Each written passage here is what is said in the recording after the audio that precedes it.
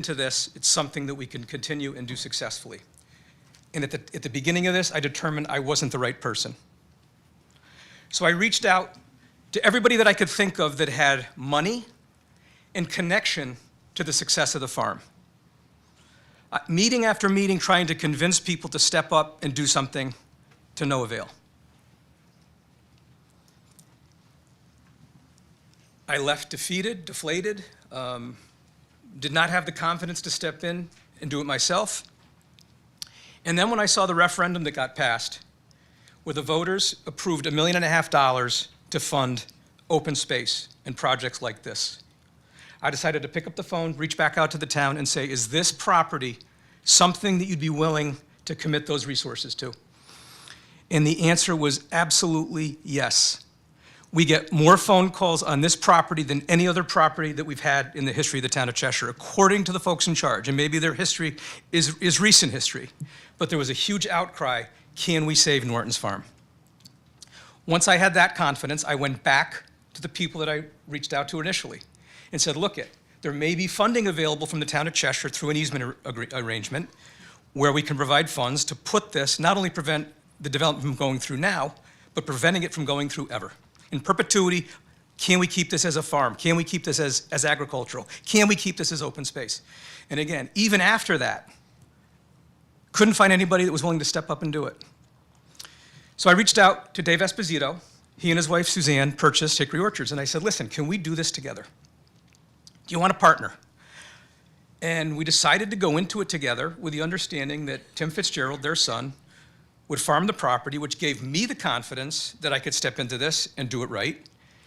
And having a partner like Dave and his family, gave me the confidence. And I want to thank Dave and his family for helping me get to the place where I had the confidence of stepping forward and saying, okay, we're going to buy this. And we, after negotiating it with the builder, and thank God it was a developer from Cheshire who knew the town of Cheshire, who was aligned with what we were trying to do. And I'm going to come back to the numbers in a minute, but we were able to strike a deal where we were going to buy the property from the developer. And the understanding in buying the property from the developer is we were going to put an easement in place where this land can never be developed. And so as I step back from this, I want to articulate first and foremost that 95% of what I've read on social media and the reaction to our community forum posting has been positive. I want to let you know that I can't go into a restaurant in Cheshire without somebody offering to buy me dinner. And I got to be honest with you, that's humbling, and trust me, I eat way too much and you don't want to pay for my dinner.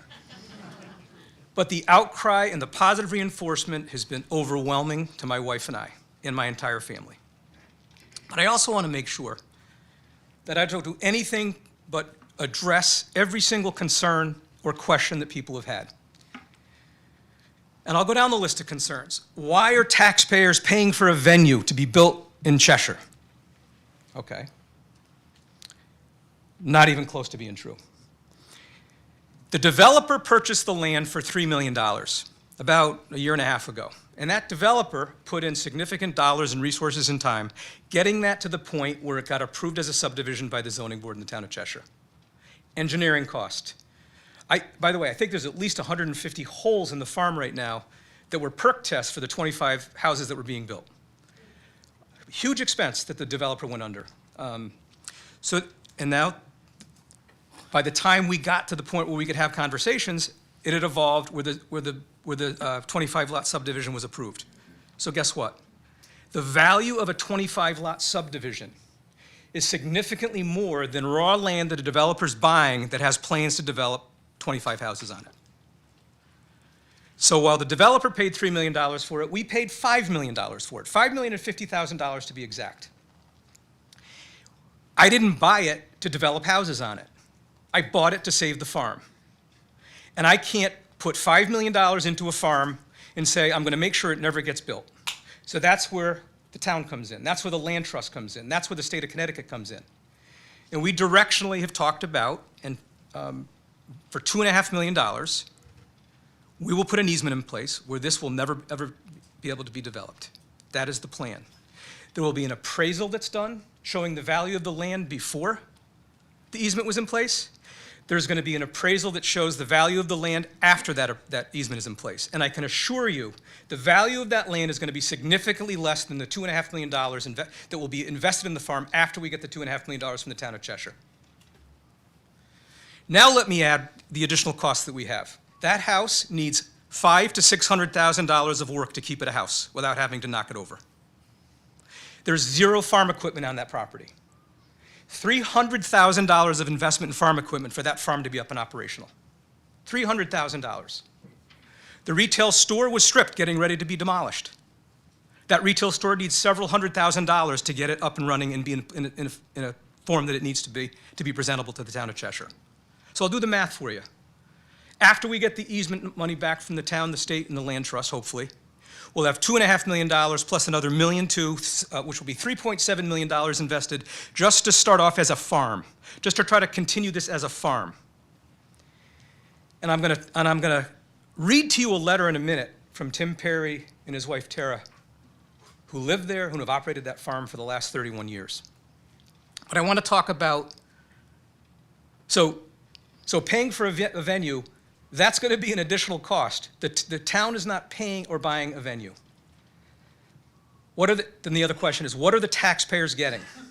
The taxpayers are getting why I take the long way to work every day. They can drive by and see a beautiful farm. That's what the taxpayers are getting. That will not be demolished.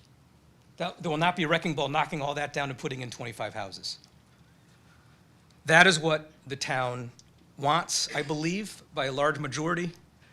The referendum, I think, passed with like 85% approval, if I'm not mistaken, to free up dollars for open space, which was put in place, and that referendum was right after Norton Farms, I think, went into a subdivision. And I think the town was reacting to that, saying we need to put money aside so the town has the ability to stop and participate and help these farmers do something other than sell. That's what the taxpayers are getting.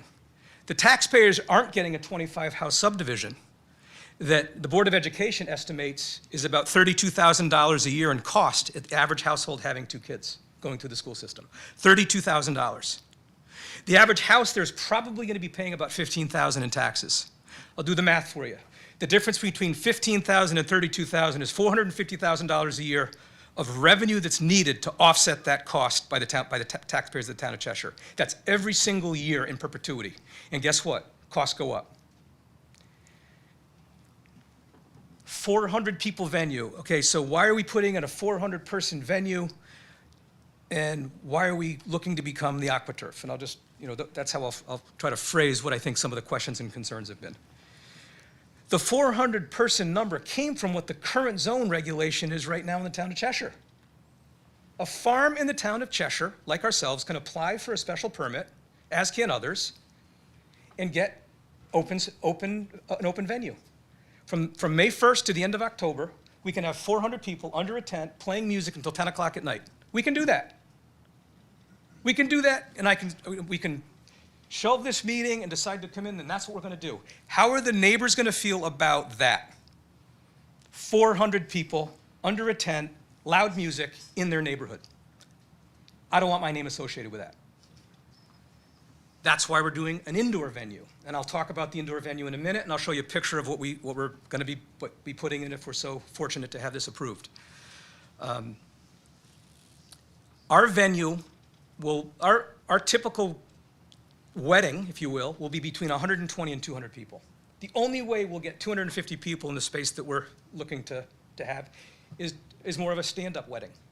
The dance floor won't be big enough to support 250 or 275 people sitting down. We can go to 275 with people standing up and if they're really thin people and aren't built like me. But it is not going to be a 400 person venue. I promise you that. Noise, what's going to happen to the noise? Well, right now, if we did outdoor events, you'd have a lot more noise than indoor events. What we're putting in is authentic timber frame. It's got structural insulated panel with no thermal breaks at all in the material. It is going to be incredibly soundproof. 80% of the sound will be muted. Traffic. What's going to happen to the traffic? Well, I got to tell you, there's a couple of things I'd ask you to think about. Norton Farms, on a fall day, during the week, has a couple hundred cars going through it. On a weekend, over 1,000. That's what they had when they were in business. That's what they had when they were in operation. Did anybody notice it? Anybody complain? Or did people like the view of people going into Norton Farms and enjoying the farm? I'm going to read you, again, a letter by Tim and Tara in a minute to talk about that. And I asked Tim the other day, how many cars would you have parked here? He said over 200, 250. They'd be all over our front yard. They'd be all over the place. Does anybody do those numbers surprise people? Well, we're going to be putting in about 130 parking spaces. Just to give you perspective in terms of what we're going to have in parking space to support the venue that we're putting in. Again, I don't mean to be presumptuous. Hopefully it gets approved. Some people outright have said, I just prefer a subdivision. Well, you're entitled to that opinion, but it's clear to me that that's not the opinion shared by most people that live in this town. Other people want it, hey, let it just stay as is. Let it just stay as is, and let's not do anything to it. Let's just keep Norton Farms the way it is. Okay. I got to tell you, $3.7 million keeping Norton Farms as is isn't going to happen. Makes 0 sense. It isn't going to happen. You know, as a guy that I used to work with said, when I was a kid, I wanted a pony too, and I could never have one. It is not going to stay as is, and the change we're talking about making is the change to preserve it and keep it. If we can't generate additional revenue through a venue, there's no way we can do this. And to invest an additional $1.2 million just for the farm, again, we cannot do that. And we won't do that. As I said, the outreach has been unbelievably supportive. A few things I do want to talk and mention to all of you is Dave Esposito and I decided to focus on the farms that we've got. So Dave and his family are going to focus on Hickory Orchards, and the Cunningham family is going to focus on Norton Brothers. And so we are going to be on our own, and Dave and his family are going to be on our own. But I got to tell you, I just want to make sure, and I don't know if any of his family are here, if they're listening. We would not be here if it wasn't for them. The confidence in going at this together is what got this over the hump. But to be involved in 2 farms and having someone farm both farms, it just seemed, just unrealistic. And I am incredibly proud to announce that Tim Perry has agreed to continue the farm for us. Spent the weekend, several meetings with him over the weekend, and Tim is going to be the farmer that he's always been at that farm, working for Kelly's Farm. So that brings me to the letter.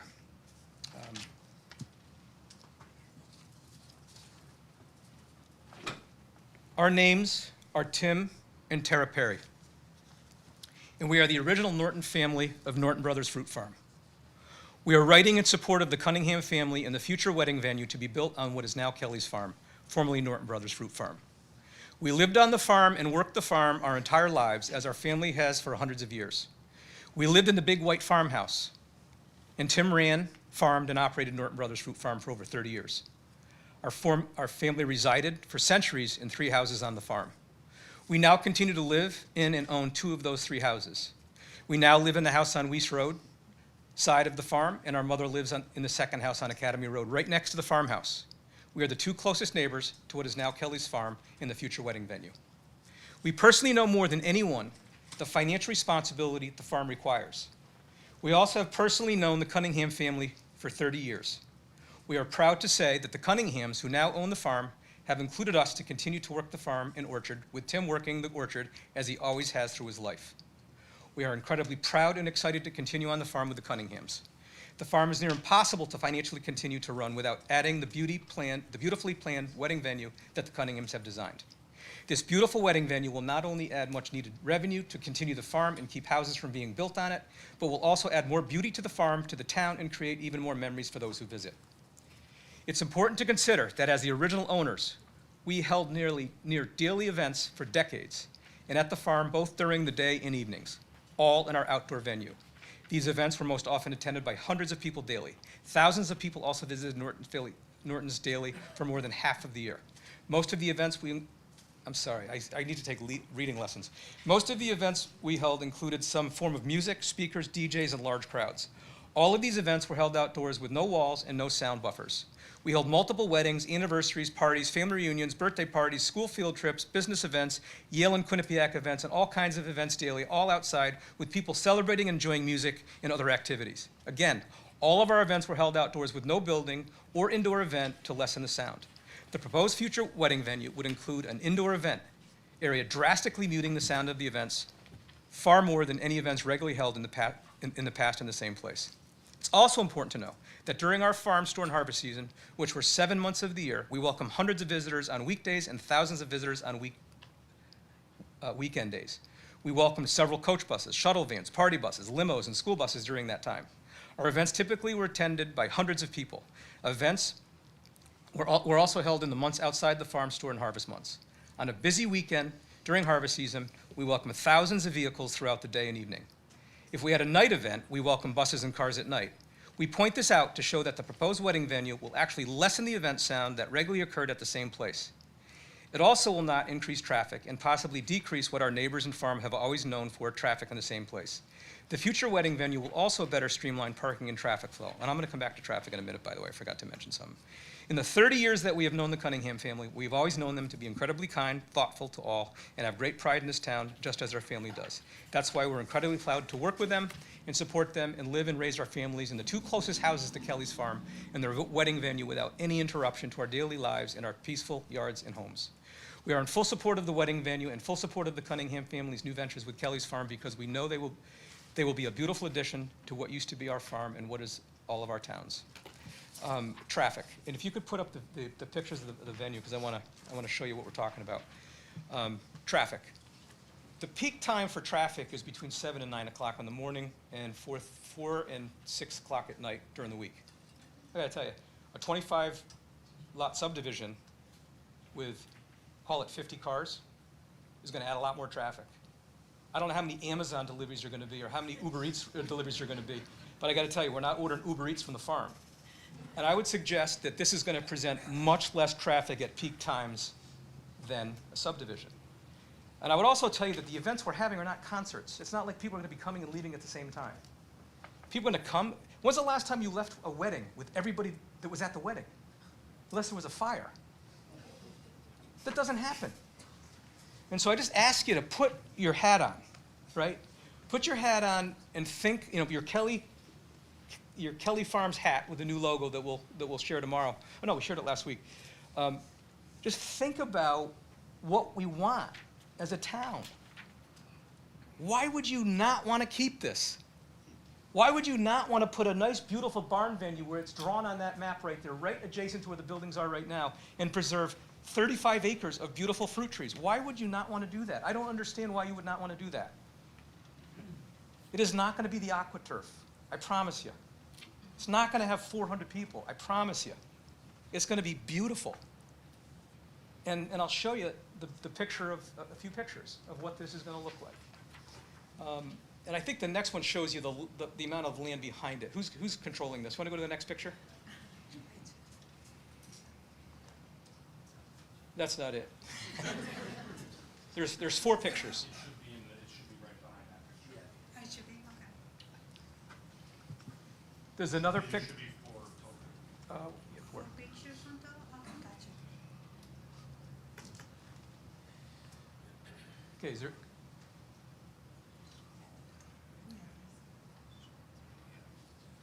Okay, and I just want to show you the amount of land that's behind the property. That's where all the fruit trees are. Go to the next.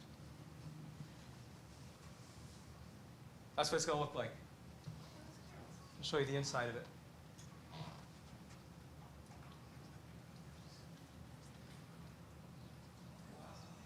That's what we're going to do if we're so fortunate to get this approved, and then we look forward to coming and submitting an application for a permit to do this. But this is what we have in mind, and like really in mind. Like we've decided this is what we want. So, but again, can't do it without your help and support. And I would just a couple of things. It's tough. It's tough in this town to be on the zoning board, and I don't mean this patronizing, I mean, I've heard people say, can you believe that they approved a subdivision? They had to. They had no choice. They had no choice but to approve a subdivision.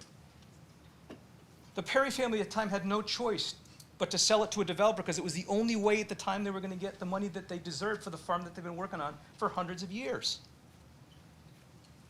The zoning board couldn't turn down a permit that complied with all of the zoning requirements. They can't turn that down. They didn't have a choice.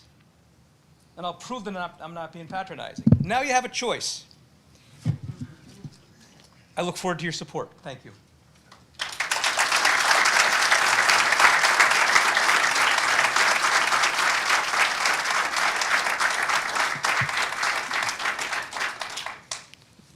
Thank you, Bill. That was great. I just want to quickly just touch on the POCD. I think a lot of what Bill said goes to the heart of the POCD, that the town of Cheshire really wants to preserve the agricultural properties that are in the town. And I think to do so, it is very important to consider and approve adaptive reuses, as Bill is saying. It is not going to destroy Kelly's Farms. It's going to take a small piece of it and improve it, but a majority of that land is going to stay a apple orchard for the residents of Cheshire to enjoy. And I really think Bill did a great job in conveying that fact. So with that, we will turn it over to the commission with questions and then the general public. Thank you. At this time, Anita and Mr. Catalous, you can sit. Hi, thank you. Thank you for the presentation. I have quite a few questions, and again, we're here to talk about the zone change, zone text amendment for not only this property, but other properties in town. So for staff, Lena, do you know how, or Attorney D'Onofrio, do you know how many other properties in town have the 25 acres that are currently used as farms? If I could just interject for 1 second, I think an important component of the zone text amendment says, unless you put at least 60% of the land up in conservation, you do not qualify. So it would be farms that are agreeing to put an easement in place and not have their property developed. I think that's an important thing to keep in mind. So right now, I don't know how many would qualify. Gotcha. And Lena, do you have any idea?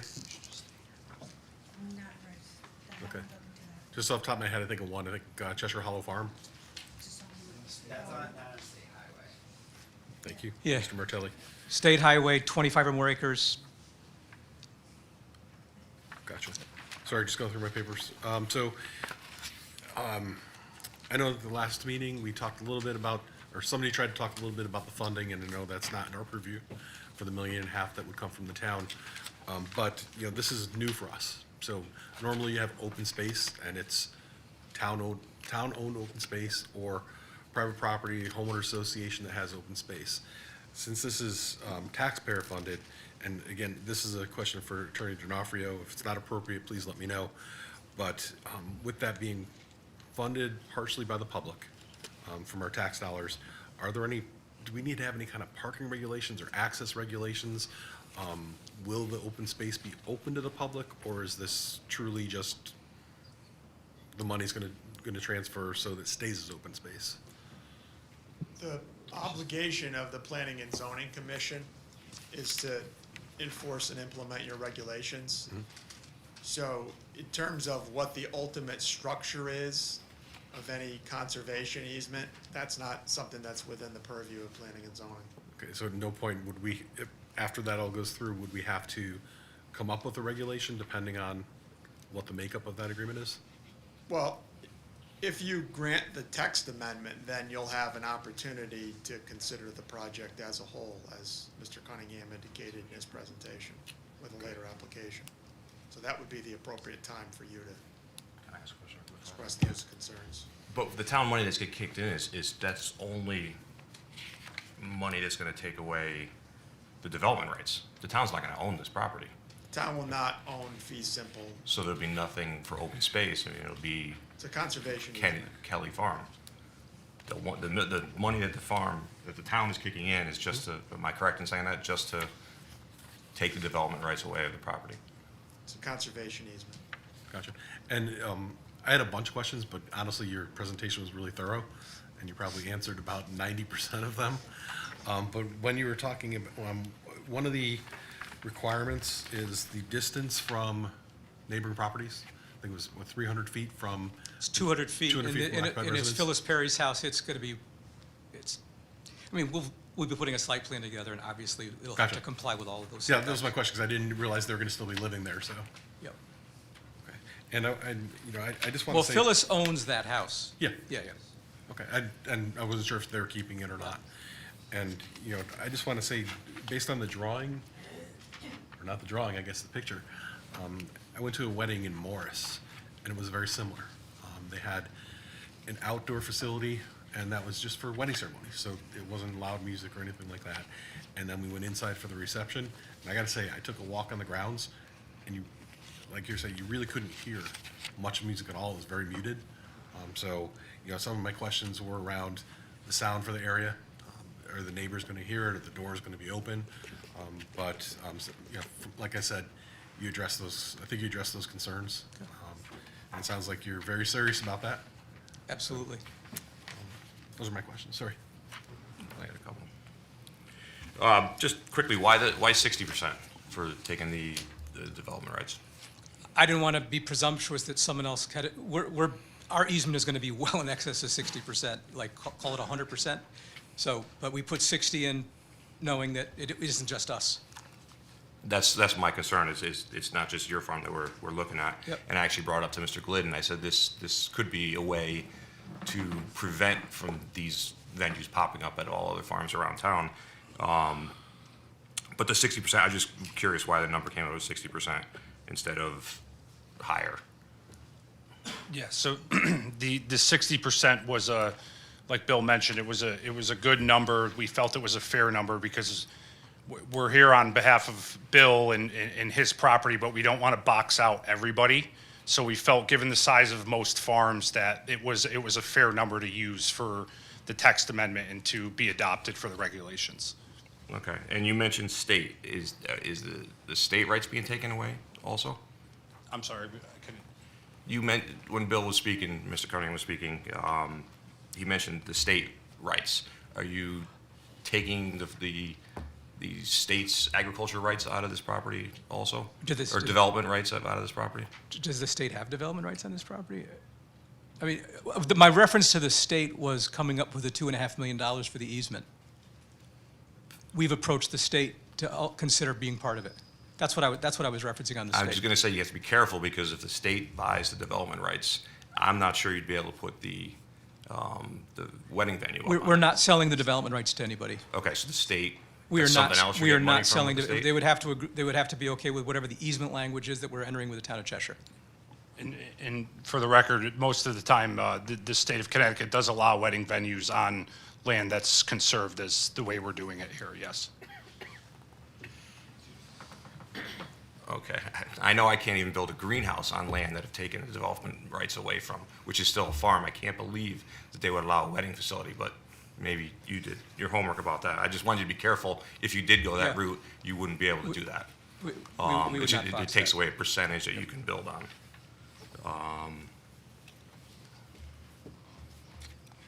Some other questions? I guess for now, that would be my only questions. So Lena, I had the same question as Mr. Natale had. I would want to know how many are 25 or more, because somebody could come back and ask for the 60% to be removed if we approved it that way. I can answer your question. Okay. There's one property. Okay. There's one property in the town of Cheshire, in addition to Norton Farms, that could do it. It would be Hickory Orchards. It's the only it's the only farm that I'm aware of that is on the state highway, that has 25 more acres. Okay. The other question is, whoever puts in the farm, if they get noise complaints, can we put something in about noise complaints? We did it for a complaint of another text amendment. I mean, again, is there a way to put that in here? While you are in the process of reviewing the actual application for construction of this farm, then that's when you are going to be considering conditions of approvals. Okay. So we could put in specific things about noise complaints? During the review process, you will probably have to review conditions of approvals. Okay. And that will be a consideration. All right. Yeah, because I just think it is, again, important to point out that this is step one of a step two process. Okay. We are here to get the text amendments approved. We did show pictures and talked, in good faith to Sure. get out to the public, but there is another step here. We're going to come in with much more detailed plans. Okay. And you will have the right to put conditions, and we can discuss those at the special permit phase if we are successful this Okay. evening. I'm still learning too. Thank you. Yep. And one other thing, I like that you did the last draft you gave us a month ago. You put 2 a.m. music. I am glad you did it to 12. Yep. Seems a little bit more fair. Yep. So thank you. The conservation easement, would that require the area to be used for agricultural purposes or just not developed? So I would tell you that we have not finalized that, and we're in those discussions with the town. And obviously, we have to come to terms with that easement agreement for us to even qualify for what we're putting through on a zone text amendment. But in my mind, it's either going to be agriculture or a big lawn for somebody. And anything that gets built would have to be supportive of the farm. If we needed to put another barn up for equipment, it's got to be farm-related and no other houses on the property.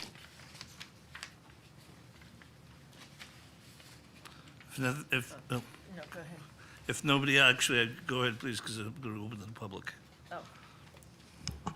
I just had a quick question. So if this is all intent, it's nothing that you would absolutely know tonight, but if you had a wedding, say, on a Saturday, starting at 2 o'clock, would your orchard still be open? Is that your intent to have both things? No, so obviously in the fall, this is a place where people are gonna want to get married in the fall. We've already talked about this, and Tim and I were kind of brainstorming around.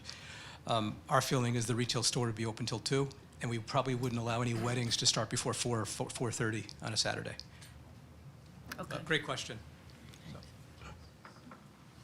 But let's say somebody wanted a morning wedding, and they convinced us that they wanted to pay us so much money, maybe we shut down the retail store for the wedding. But you can't have both of those going. That's what I was Yeah, wondering, yeah, you if you can't. were thinking of doing And, both at once. Again, I just sound like a broken record, but a lot of these items we can, at the special permit process, if we are successful, we could get really down into the weeds on these various items. Yep, thank you. But I'm fine with the transparency, so I don't mind answering the question. Thank you. If there's no other members of the commission with questions, I'd like to open it to the public. If you come up, just please give your name and address.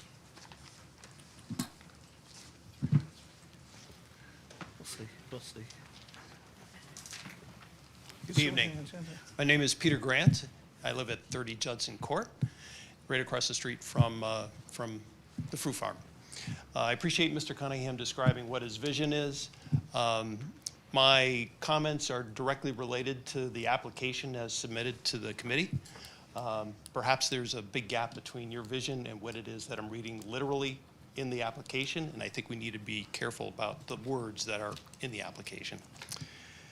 I'll state what I hope is obvious. Cheshire does not need a privately owned indoor and outdoor entertainment venue located in our suburb. My objection is not a request to stifle an owner's right to use their property in a private manner. My objection is to the very public impact of traffic and noise this use would create and the blight effect this has on our collective property values and our quality of life. No one ever said, I want to buy a house next to a wedding venue. The scope is also massive, considering it requests no development restrictions for a permanent indoor venue on up to 60% of the 25 contiguous acres. That's 15 acres with no development restrictions. The application seeks to greatly expand a 3 times a week, 6-month event calendar to a 7 days a week, 12-month calendar, from 78 days a year to 365 days a year. Magnifying the possible impact is the absence of any wording that restricts the number of simultaneous or same-day events, with each bringing its own traffic from attendees and staff to the center of town and Academy Road, roads identified in the POCD for their bad traffic. The additional 200-plus cars compressed into these roads from a single 400 attendee wedding is bad. The high likelihood of impaired drivers at night going through our neighborhoods after a wedding, more bad. Regarding the noise, the application says music and entertainment will be subject to state regulations, which caps residential noise to 55 dBA.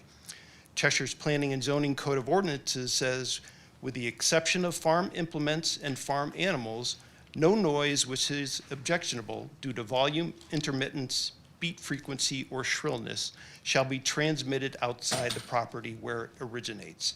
An outdoor venue hosting live entertainment will not meet these requirements. Anyone who has been to a wedding knows that after dinner and cocktails, the music gets louder for the dancing. In 2022, Cheshire adopted a blight prevention ordinance stating, "It is hereby found and declared that there may exist within the town properties which contributes to the decline of neighborhoods and jeopardizes the health, safety, welfare, and or quality of life of persons within the town. The very great likelihood of dramatically increased traffic and noise are conditions which jeopardize our safety, home values, and quality of life. That the POCD lists quality of life as its #1 core principle, I respectfully request the commission limit, not increase, the use as an entertainment venue." Again, I think it'd be very prudent to carefully read what is being subjected in this application, because it doesn't, from hearing Mr. Cunningham, it doesn't align with what I regard as a very great vision to protect the farm. Thank you.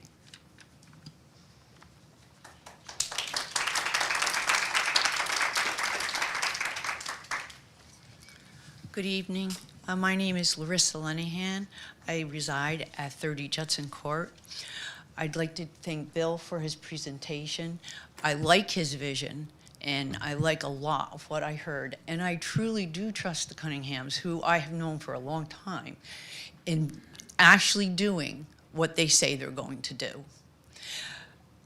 Similar to Peter, I do have some concerns with what has been submitted by Attorney Russo, and I'd just like to mention them. The only limit on indoor event attendees I saw had to do with the size of the building.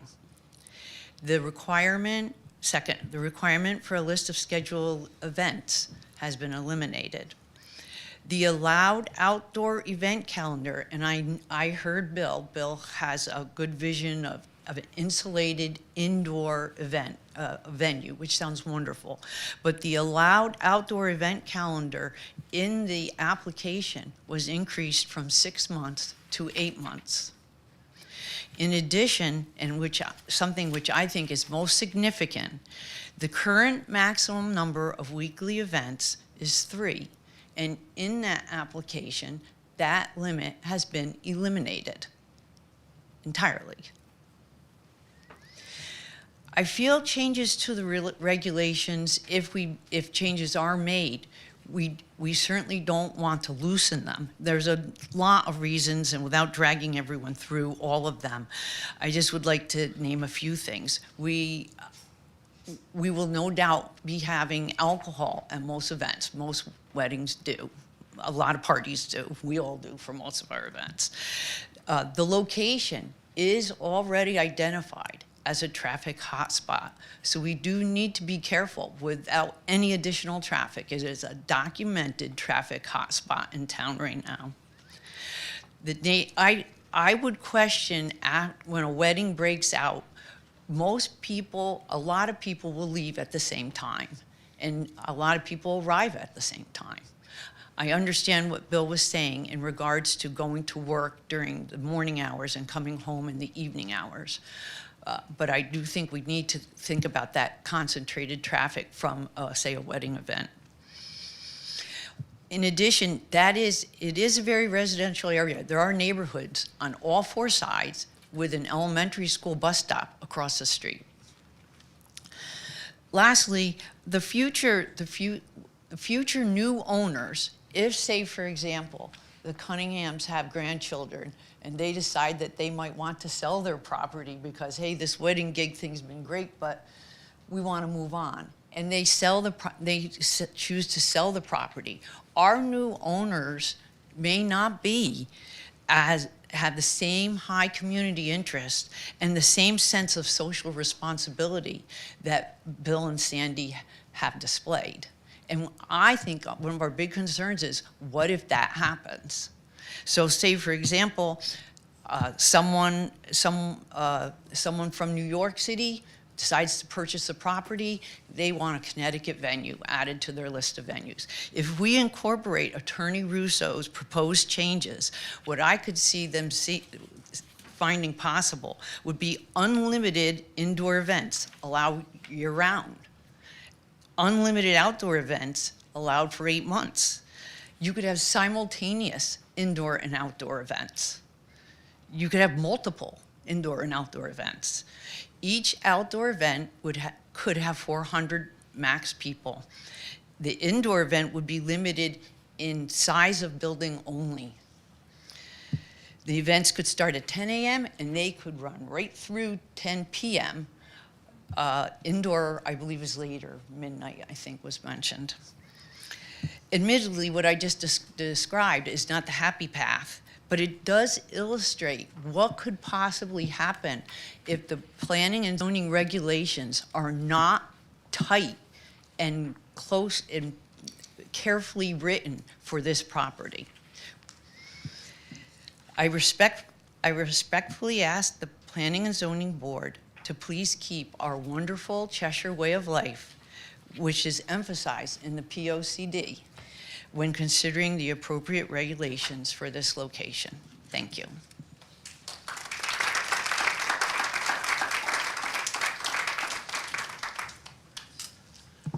Good evening. My name is Christine Bruin, and I live at 150 Richmond Glen Drive in the Richmond Glen neighborhood that abuts Norton Farms. My husband and I are in favor of your making changes to the regulations so that this type of venue can occur. As the previous speaker said, there's concerns about noise and the numbers of days and the numbers of hours, but I think you all have it within your power to edit these proposals to bring them in line with what would be reasonable for the neighborhood. The current, one other item I think I see in the current regulation is that they have to come and ask for a special permit for each of these events. This would change it so that it looks like the special permitting goes away. I would ask you to edit in whatever you approve to have some kind of reporting over time so that you can track these events and see what impact they have on our community, both good and bad. Thank you.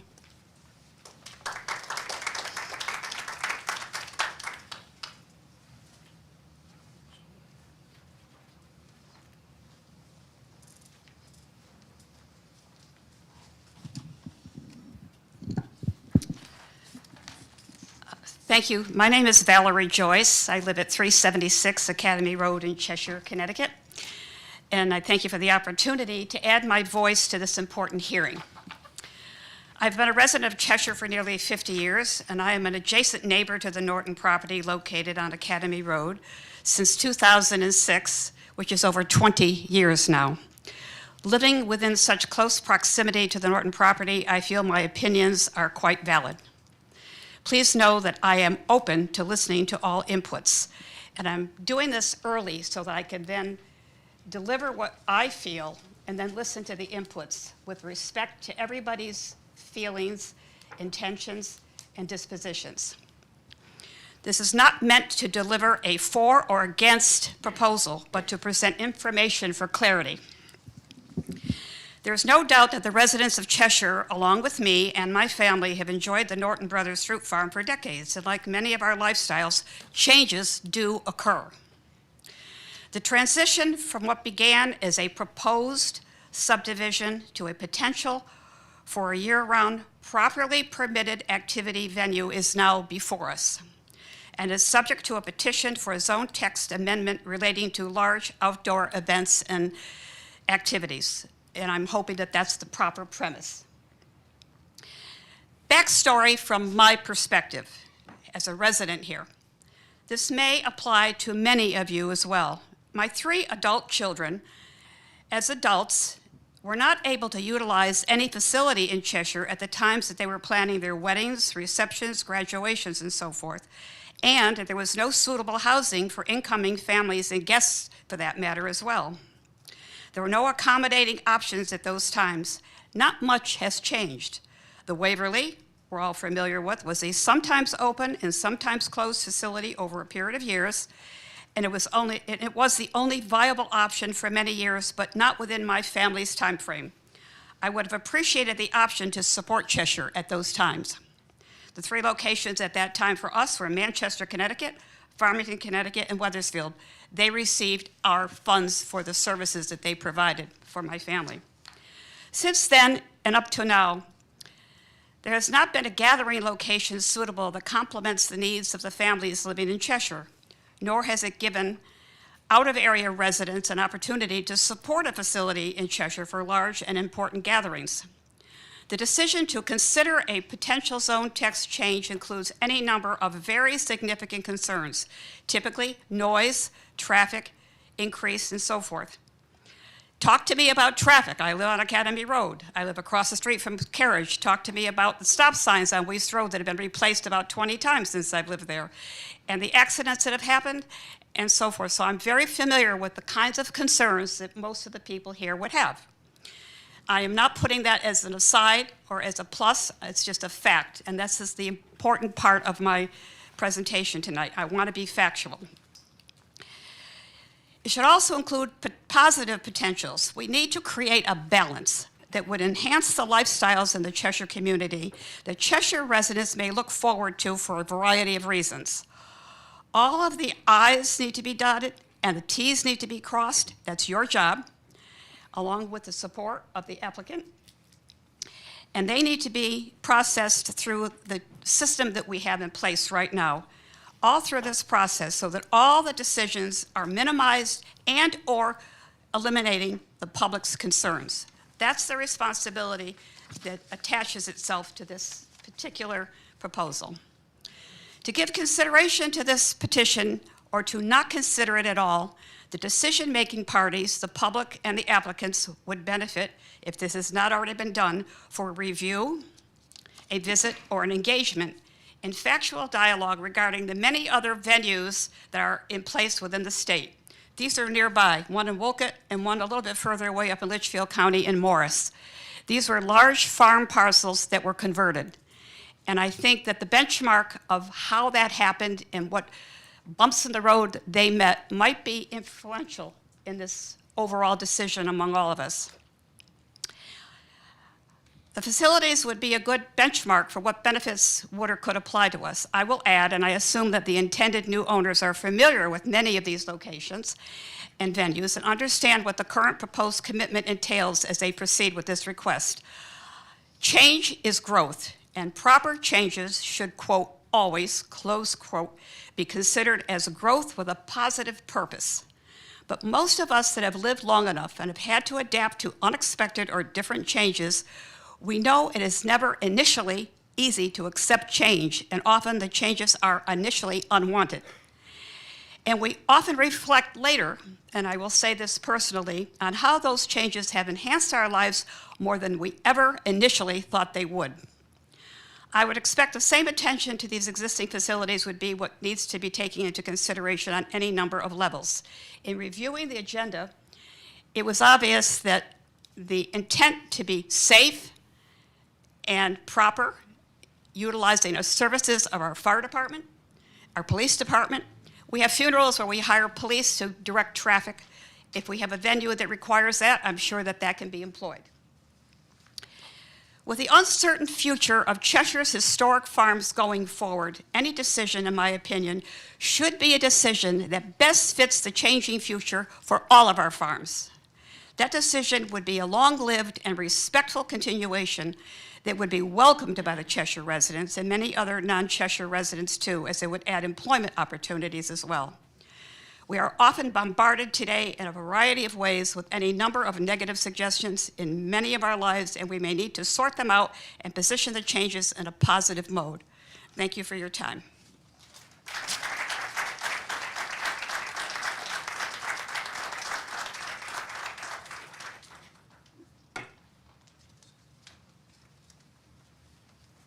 Good evening. My name's Sari Sirico. I live at Richmond Glen. 41 houses, 55 and older. I started with a big, long list of questions here. I applaud you for your presentation, and I understand that you completely want to be what Cheshire needs. I get that, okay? But as a resident of Richmond Glen, I do have a few questions. I was unclear about what contiguous meant, and so my question, I don't expect anybody to answer any of these questions tonight, okay? They're just, you have to ask questions so you know down the road there's no surprises. So everything would be taking place at Norton Farm, not at Hickory? We're no longer partners. Not at all, okay. Regarding the extension of your hours and days and things like that, I know that you were transparent and said you didn't want to have to rely on outside venues, but that doesn't help our neighborhood. And I know you would like to help our neighborhood.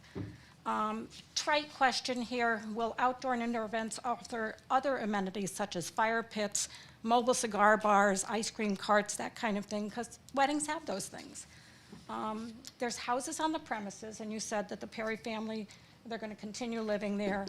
Just to be clear, where the Perrys live is not part of the property. They own the home. Okay, in those houses, will anybody from... If you're going to respond, you have to speak into the microphone. Okay. Will anybody from those houses, anybody from your family or the Esposito family be living in any of those houses? That would really help with any issues that might arise. In regard to the events, okay, I'm assuming that you don't have full-service events, so there'll be vendors on site for each event. While event hours are 10 to 10, weddings and events require time for setup and breakdown. Vendors will be working before and after these events. Food trucks, refrigeration, and staff will not be gone by 10 p.m. I would also, let the public know that this is a zone text change and Okay. not a specific application for a specific venue at a specific Okay, time. but after midnight, the same thing applies. People aren't going to be leaving at midnight. In prior planning and zoning, you had concerns, members had concerns about that this would be granted for all farms, and I was unclear about what these percentages meant for other farms. So is that no longer a concern? And let's see. Giving money from the city and the state, does that set a precedent? If another farm like Drazen came up for sale, would the town have any money left to buy that property for open space? That's not before us right now. Okay. And lastly, Mr. Cunningham and Mrs. Cunningham, keeping a farm is a lovely idea, okay? But that's kind of not what this is. I'm sure it'd be lovely to look at, but it might not be a great thing for the neighborhood. What can you, the new owners, and the town do to ensure this venture works for the stability and tranquility of our neighborhoods? We too are taxpayer Cheshire residents. That's it. Shout out to Betty Ives, who left 164 acres to the town, and I wish everybody could be like that.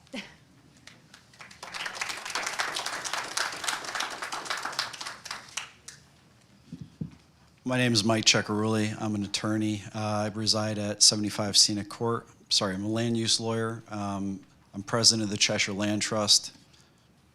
Betty Ives, biggest donor we've ever had. I'm on the Town Economic Development Commission. Just want to say as a resident, having worked on the management of Ives Farm personally, it's incredibly difficult, the work that these farmers do. It's incredibly difficult to live on the money that they make. There are strikingly few opportunities for them to continue their livelihood and to pass on their businesses as a going concern. I've said this before to this commission, your plan of conservation and development specifically identifies adaptive reuse as a goal for agricultural property. We're losing more and more farms in town. Not everyone is in a position to donate their land when they die without heirs. They need some other way to make it work. This is a way that makes it work. The more opportunity you make it and the more liberal you make it, the better it is for our farmers, because there are very few left. I talked to many of them. They're all looking for a lifeline. If Drazen Orchard were to become available, I would do everything in my power to conserve that property. I'm sure the town would too, if they had the means to do so. But wouldn't it be better if we allowed the farmers an opportunity to actually keep themselves in business or to give their children an opportunity to make a livelihood? Thank you.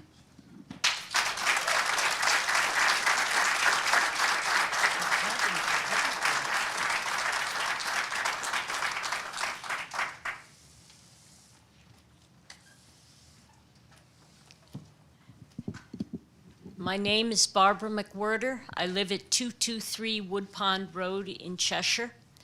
I didn't plan to start this way, but a thought occurred to me. I would invite the Richland Glen neighbors to spend a couple of days this fall in the Strathmore neighborhood, starting with Wood Pond, Wood Hill, and all of the Strathmore streets. Directly adjacent to our neighborhood is the town pool and Bartlam Park. Across the street from that is the high school. Every night, Bartlam Park is busy. There may be 1,000 people. How many cars come in and out of Bartlam Park onto Route 10? Sports, kids, parents, coaches. Nonstop. Then we get to Friday night high school football games. And every time there's a touchdown, the fire engine sirens going, great guns. Then we get Marketplace in the fall. Thousands of people coming and going, including through our neighborhood. We live with it. We deal with it. It's no big deal. There was a period when the fan at the swimming pool could be heard all the way to Cheshire Academy through our neighborhood. We complained, and eventually it got solved. It was an engineering problem, it was a money problem, and it was regulations, etc. And we dealt with it. We have a dam in the middle of our neighborhood. It's 150 years old. We asked DEEP, could we please take it down? And they said no, because it had developed an ecological presence that they didn't want to disturb. So we're dealing with it. This to me sounds so small. I'm not trying to write it off. Yes, the regulations have to be tight. But compared to what we live with on an everyday basis, activities of our students, our kids in the town of Cheshire, and the fall marketplace, this venue sounds very small to us. We're meeting tonight to consider the potential future of a beautiful apple orchard and farm right in the center of our town. Just because the developer who bought Norton Farms has gracefully withdrawn and 25 more houses may not be built there, we must all remember that this is not a done deal. We must not smugly assume that Norton Farms has been saved. Maintaining farmland in Connecticut is one of the most expensive operations possible in our state. The product value no longer supports farming, regardless of whether we're talking dairy cattle, pumpkins, or apples. The costs of insurance, fertilizer, diesel and gasoline, heating oil, electricity, labor, and building maintenance are crushing dedicated Connecticut farmers. They cannot stay in business without finding outside sources of income to lean on. At the same time, they're facing climate change challenges, primarily drought, soil failure, and new diseases. On top of everything else, they have to come up to speed and figure out how to survive climate change. We hear about it the costs, the drought-destroying corn crops in Nebraska, the floods wiping out soybeans along the Mississippi, citrus crops dying due to new fungus infections in Florida, and then we loudly bemoan the rising cost of food at our grocery stores. This is not a disconnect. This is real crisis in real time, as is typical in the United States. We just choose not to notice crisis until it is upon us. We need to ask ourselves seriously, where is food security in Connecticut going to come from? The answer is Connecticut farmers, if there are any left to provide for the rest of us. The Cunninghams are no strangers to building workable business plans, and they have turned their skills to the concept of an events venue on the property, which can offset the costs of producing food we need to depend on. We eat what we buy at Norton Farms. We make it part of our diet. We feed it to our kids. What if it isn't there? A 200-person events venue is something we don't have in Cheshire. There is currently no place in our town to produce a beautiful wedding, a solemn memorial service, a joyful graduation party, or a respectful retirement party as beautiful and promising as Kelly's Farm. The Cunninghams are not talking about the crowd that pours into the Cheshire High School football field on autumn Friday nights. They're not anticipating the big crowds that flow through Bartlam Park for summer concerts or the fall marketplace. They aren't even talking about the average population at youth baseball or soccer practice any night of the week. And I know of what I speak because my husband and I ran the Cheshire Soccer Club for 30 years. And there could be well over 1,000 people, especially UA practice on Friday nights. We citizens put up with fire engine sirens when the touchdowns are scored, with screams of excitement when home runs are scored, and with carnival chaos when the marketplace comes to town. Why on earth are we even arguing about the possible noise on a Friday or Saturday night from a closed building events venue at the middle of a large piece of farm property? And I should intersect there that, yes, writing the regulations carefully, tightly, but making sure they work, because there's a purpose here, keeping the farm. Have you ever stood at the corner of Route 10 and Academy Road on a Friday night after rush hour or on the twilight of a Saturday night? There is nothing moving. Downtown Cheshire is dead. Why do we think that adding enough cars to get 100 or 200 people to Kelly's Farm is really going to matter traffic-wise? Cheshire moves more cars than that at 1:30 p.m. Memorial Weekend Sunday, just getting youth teams and Shriners cars to Highland School for the parade. We can do this, guys. This is not going to be a problem. Please think deeply about what is going to happen here. If Kelly's Farm fails because the events venue is turned down and no equally promising business plan is advanced, the land will soon be back in a developer's hands. One more chance to grow food locally will vanish. Cheshire will be the loser. Thank you very much.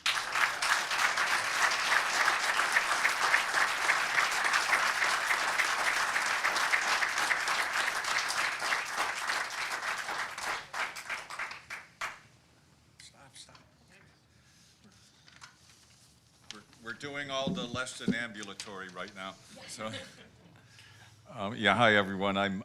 My name is Ben Mattice. My wife Catherine and I live at 210 Richmond Drive. Before that, we lived at 362 Bittersweet Lane. So I take a certain pride in spending all our time in Cheshire, having lived in the Honeypot Brook watershed. After 22 years of far-flung military service, our family decided to settle here in Cheshire during the Bush administration, and that would be the Herbert Walker Bush administration. All three of our children have attended Cheshire Public Schools. My youngest is sitting here helping me with this today, class of 1999. With any luck, some of two of his siblings may move back to town. Jeff is now a taxpayer on Amherst Drive. So here we are, 36 years later, realizing I've spent half my life in this town. Most of my upbringing was spent in Canton, Connecticut, which brings me to the podium today. About a third of my high school graduates, I graduated the same year Mr. Cunningham was starting his primary grades here at Chapman. So my classmates at Canton High School were sons and daughters of farmers. So during the 1960s, Canton was a rural working farm town, beginning the transition to the suburban bedroom community it has become. I bring up this background as a point of reference. It might help everyone here to be aware, and my neighbor from the Cheshire Land Trust alluded to this point. Farming in Connecticut during the 21st century is much more difficult than it was in years gone by. The Connecticut Department of Agriculture numbers tell that story. In 1950, we had 15,615 farms in this state when we only had a population of slightly less than 2 million. So here we are, 3.5 million people, and we only have 5,058 farms remaining as of 2024, an average of 74 acres. That typical farm has an average net income of only $28,400, because that's the pluses and minuses of all the costs that the previous speaker talked about. So you can't make it as a farmer in Connecticut today unless you have an additional source of income. I need to ask Jeff to turn the page over. So let's support the Cunninghams in their efforts. They're trying to preserve the heritage and the open space so long associated in the Norton property, and let's see Kelly's Farm become a success. Selling the development rights to the government seems to be a prudent step for the foreseeable future. What else can be done to ensure these shifts, to ensure this, if shifts in fortune don't open the door for immediate overdevelopment on the land we hope to see protected? Will the open areas be available for public recreation as are other Cheshire Land Trust properties? And last but not least, this is my pet peeve project. Let's talk about sewage. Okay, I live in Richmond Glen. I was disappointed when it got opened. We sandwiched 41 houses into a plot of 32 acres. And to balance that out with the fragility of our inland wetlands is an ongoing struggle. So I'm very happy to see that we're not going to have another 25 septic tanks that could foreseeably leach unexpectedly into the Honey Pot Brook that flows all the way up to the Quinnipiac. It also passes by the town wells in the northern part of town. Let's not send sewage up that way. So if we are going to have a frequented menu with all kinds of activities, we need to really make sure, can that facility handle the effluent that comes from it? Will the town step up to take care of some of that sewage? We need a pumping station at this portion of the town to ensure that if there is an incident, that we don't start creating a disaster downstream, which is north of us. So let's do everything we can to protect the Honey Pot watershed. I don't share the concerns about decreases in property value based on this venue. I'll take Mr. Cunningham at his word that he's committed to the town and the quality of life in our neighborhoods. We've been through this contest twice before with the old Bishop's Farm, to a lesser extent with with Hickory Hill. All the naysayers about property values going down, that hasn't borne out. Have noise complaints gone up significantly since Bishop's opened their operation? I don't think that there's any empirical data to show that. So let's deal with the facts.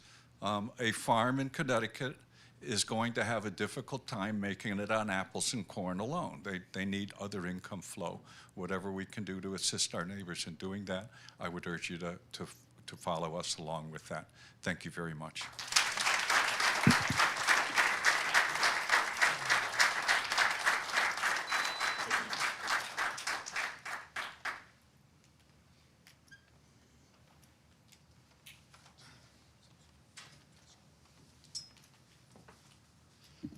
How you doing? My name is Tyler D'Erico. I live at 249 Winthrop Drive. Grew up in Cheshire all my life. Went to school and then came back here, met my wife here in Cheshire, and then in July it'll be 2 years that we own a home in Cheshire, so this is my first meeting, so I'm grateful to be in front of you all. Just from looking at kind of the presentation and everything, I just want to express that I'm for whatever these changes are. I think we're losing sight of what the real reason is. We're just trying to change language so they can get this done. I mean, it's not going to be a 100% wedding venue. There'll still be an apple orchard and things like that. So I really think, and I wanted to express that everyone really kind of think about that this is for a better cause. Yeah, thank you.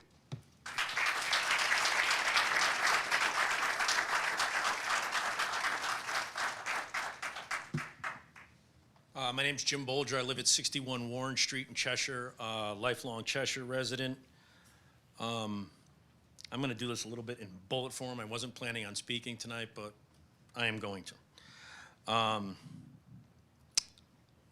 As you know, on Warren Street, the DeWilders had a farm on that property for years and years and years, and they were glass greenhouses, old and loud, and the furnaces would go off all hours of the day or night, or in the summertime, the squeaky big fans to take the heat out of the greenhouses. And about a month after I started living there, I couldn't even hear them anymore. And now they're $700,000 houses. And both my sons, my wife, and I miss what you would call the noise of the farm that was going on. So I know. I did not want the ball and socket redeveloped for traffic reasons, noise, jazz festivals, get-togethers, and now an ice cream parlor. And now I embrace all of those wholeheartedly because you know what? None of my worst nightmares ever came true. And it's because the body like yours makes sure rules are followed. Traffic will be at a minimum when weddings start. This is not going to be an AquaTurf. Okay, you're out of here at 1, the next wedding's at 4, trucks in and out, craziness. That's not what's going to be here.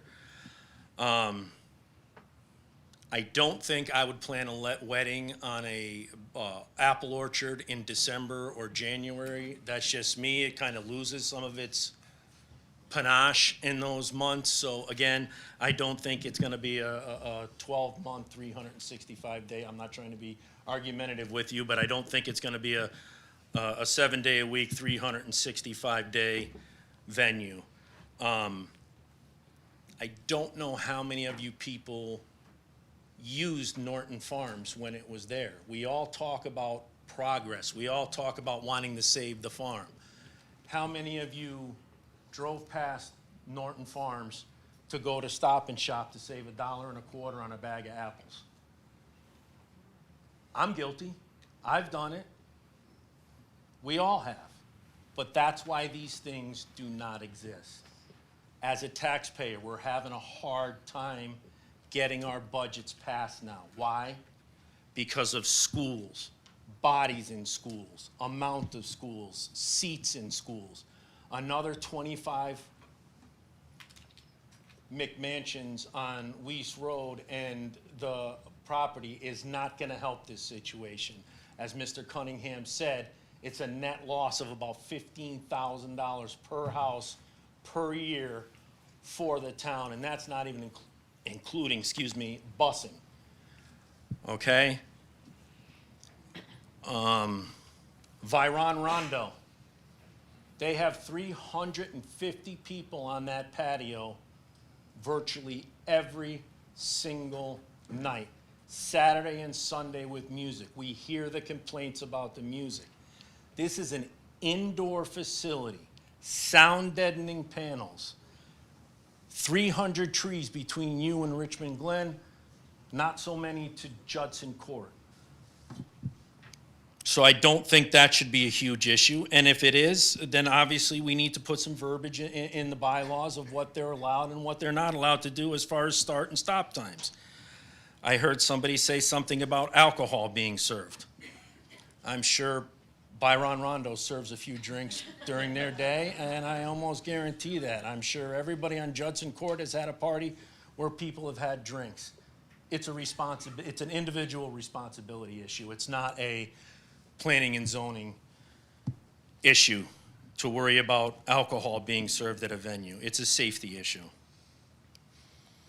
There are rules in place if they sell. I forgot who they are selling. I'm going to be honest with you. I think Mr. Cunningham and his wife are absolutely nuts for taking this on. No, I'm looking at everybody. No, Could you- I'm looking. could you I address- have to speak through address the the chair. committee? I have to speak through the chair. Where was I? Oh, I think they're absolutely nuts for taking this on. Number one, the amount of money it's gonna take just to get the farm back operating. You're not gonna get a return on your money making $25 on a bag of apples. Those days are gone. So it has to have some sort of other use, and rules will be in place. High school. How many sports teams do we have? Successful, awesome sports teams. And where do we go to have their banquets? Wallingford to the Farms, up to Prospect for that venue. Anywhere but in town. AquaTurf, thank you. We do everything anywhere but in town. That's money being spent in town, being kept in town, being used by the town. The fact that they are selling the rights to be developed again, I think they're nuts, because if they do want to sell, it's going to be worth a third of what they bought it for, and they're never going to get their money back. I am in total favor of this project. I hope you take it into consideration. And I think it's the first good thing that's come in front of this board in probably 3 years. Thank you. I would just like to remind the public that this is not a meeting on the Norton Farms. This is a zone text amendment change. Thank you.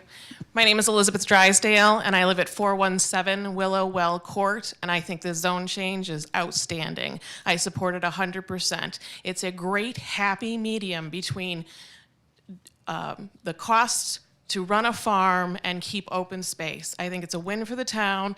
Thank you for putting this forward. Thank you for the vision. Thank you for the great idea. And I think that while we heard a lot about noise and traffic. If you look at any other spot in town, you're going to see noise and traffic. Wherever it is, there's noise and traffic.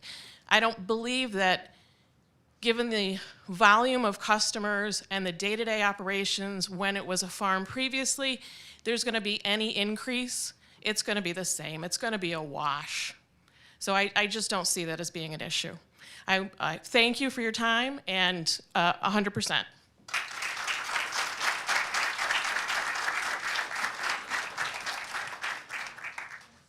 Hi, my name's Mike Simeone, 7 Melrose Drive, so kind of adjacent to this property and the presentation that was given. I appreciate the effort to save the land, and I think there's great intent here. But I'm really here about the text and what's written in the text.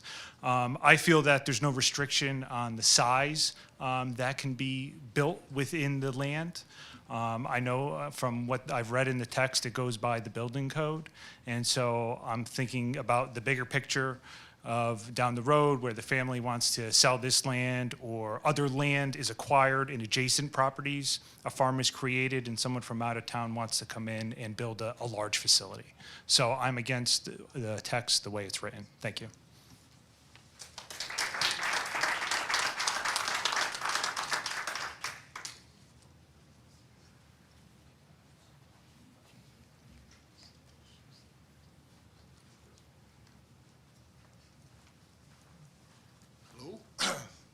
Hello.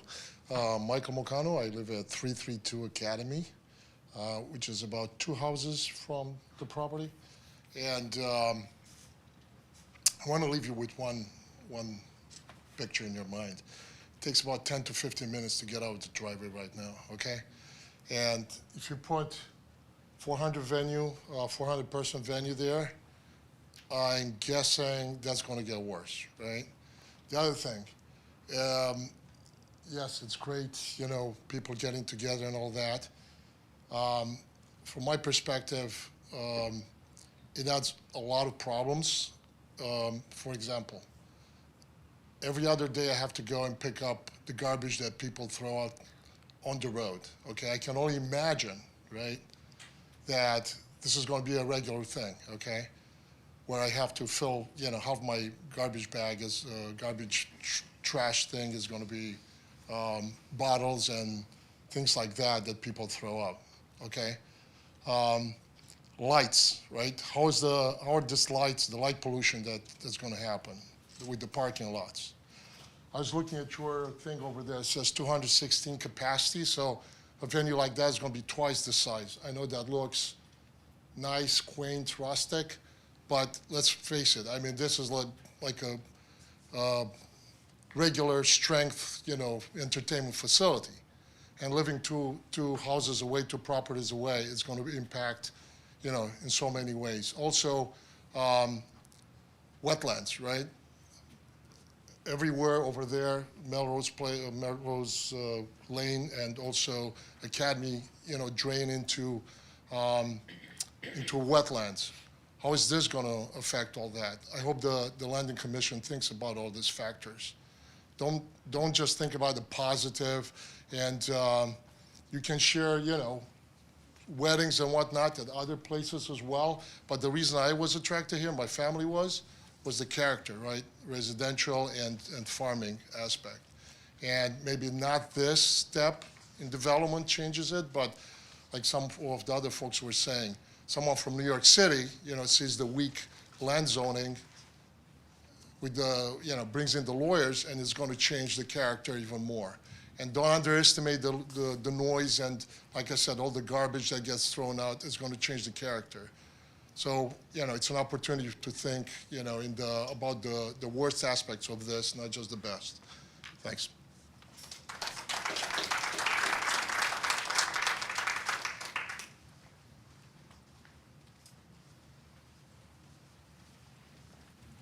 Hello, my name is Sandra Molkenberg. I live at 74 Carriage Drive. I think what's important here is to make sure the text of the zoning changes match with what is intended to happen. Like my neighbor said before, there's certain information about being able to use it for a longer period of time for outdoor events. They keep talking about indoor events, so if there's going to be a restriction on outdoor events, it needs to be in the application. That's not what it says right now. So my concern is that it says you can have 400 people outdoor event, so many days out of the year with no noise restrictions is different than an indoor event. I have no problems with the indoor event, but so it's just a matter of making sure that what's being said is what's in the application. That's all.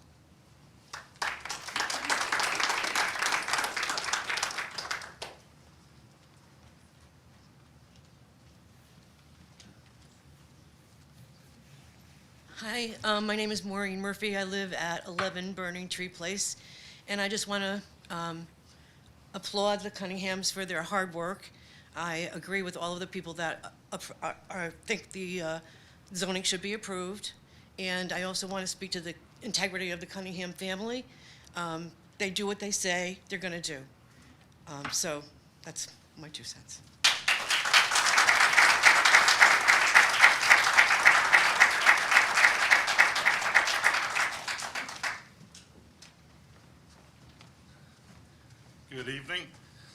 First of all, thank you for your service to the town and taking your time out to talk about this issue. My name is Ryan Smith, 298 Redwood Lane. Been in town for 54 years, just off of Weiss Road. Worked at Hickory Hill Orchards as a kid. A couple of the other farms as well. My family were farmers. Completely support what the Cunningham family is looking to do. Haven't talked to Billy about this at all. I've known him, since I was in high school. I knew his father, know the family. Can't say enough about him. So terrible news. When it came out in the newspaper that the farm had sold, it was heartbreaking. Having worked at some of the orchards, and then to hear this opportunity, I just actually saw it on Facebook today. 95% positive. Wasn't sure where the meeting was. I just wanted to come in and say I'm fully in support of it, not necessarily because I've known the family, but I've known that farm. So I support the zoning changes. There's some very reasonable things that came up from the neighbors. I get it. Dial in something that works, and I'm all for it. Just thought I'd mention, I also live in Branford. We have a summer place. I'm 2 houses from the Pine Orchard Club. And, when that venue was put in, neighbors, same thing. And to be honest with you, I like to hear a little bit of the 10 o'clock at night, a little bit of music. But I know this neighborhood really well. I'm only 2 houses from it down in Branford. I think it'd be nice to be a little closer to be able to hear something, but it doesn't sound like you're going to hear a whole lot there. But my son, when he gets married, it'd be awesome to be in a town where I knew that we wouldn't have to go to the Owenigo or the Pine Orchard Club in Branford. We could do something right here in town. So I'm really excited about it. You have my 100% support. Just do what makes sense. So thank you.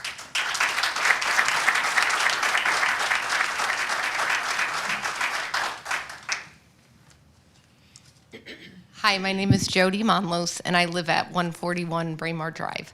Just like the gentleman before me, I actually worked at Bishop Farms when I grew up in Cheshire. Cheshire has a rare opportunity to protect something that can never be replaced. Norton Farm is a historic farmland that has been part of our community's character for generations.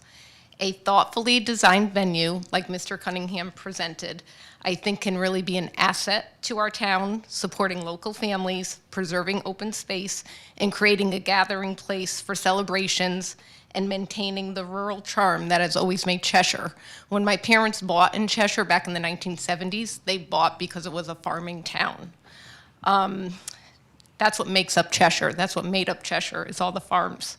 It can also contribute economically while respecting the history and beauty of the land. Once this farmland is gone, it's gone. We're not getting it back once there's 25 houses built on this property. And that's sad. Supporting a smaller scale indoor venue while preserving the trees and the farm allows the town to honor its heritage while still creating opportunities for our future. I hope Cheshire chooses preservation, development, over unnecessary further overdevelopment. We have called Cheshire our home, my husband and I, since the early 1970s. Future generations deserve the experience and the same historic landscape and open spaces that our children had and that we've all had as longtime Cheshire residents. Thank you.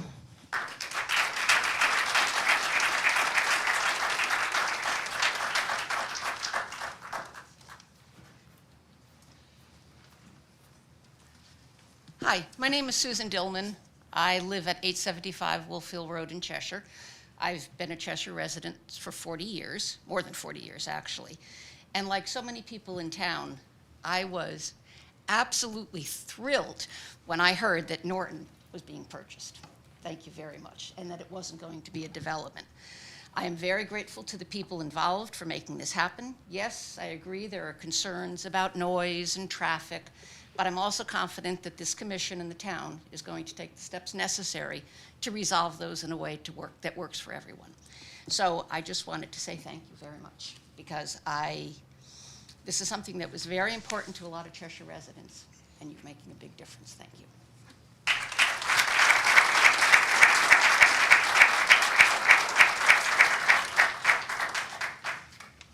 Hi, good evening. My name is Jim Bertini. On behalf of my wife Sheila and I want to thank you for the opportunity to speak tonight. We live at 540 Alpine Drive in Cheshire, and as a longtime homeowner and taxpayer at Cheshire, we'd like to express our full support of the proposed plans for Norton Farm property as shared by the Cunningham family. Preserving the historic farm aligns with the long-term interests of both the town and the residents. And the proposed indoor venue would be a welcome addition and significantly less disruptive than the outdoor venue currently permitted under the existing zoning. We believe the sale of the property to the owners who are committed to preserving and investing this historic site is a great benefit to our community. So we encourage you to support the new owners, the Cunninghams, and the thoughtful vision they have shared for this historic property. So thank you very much.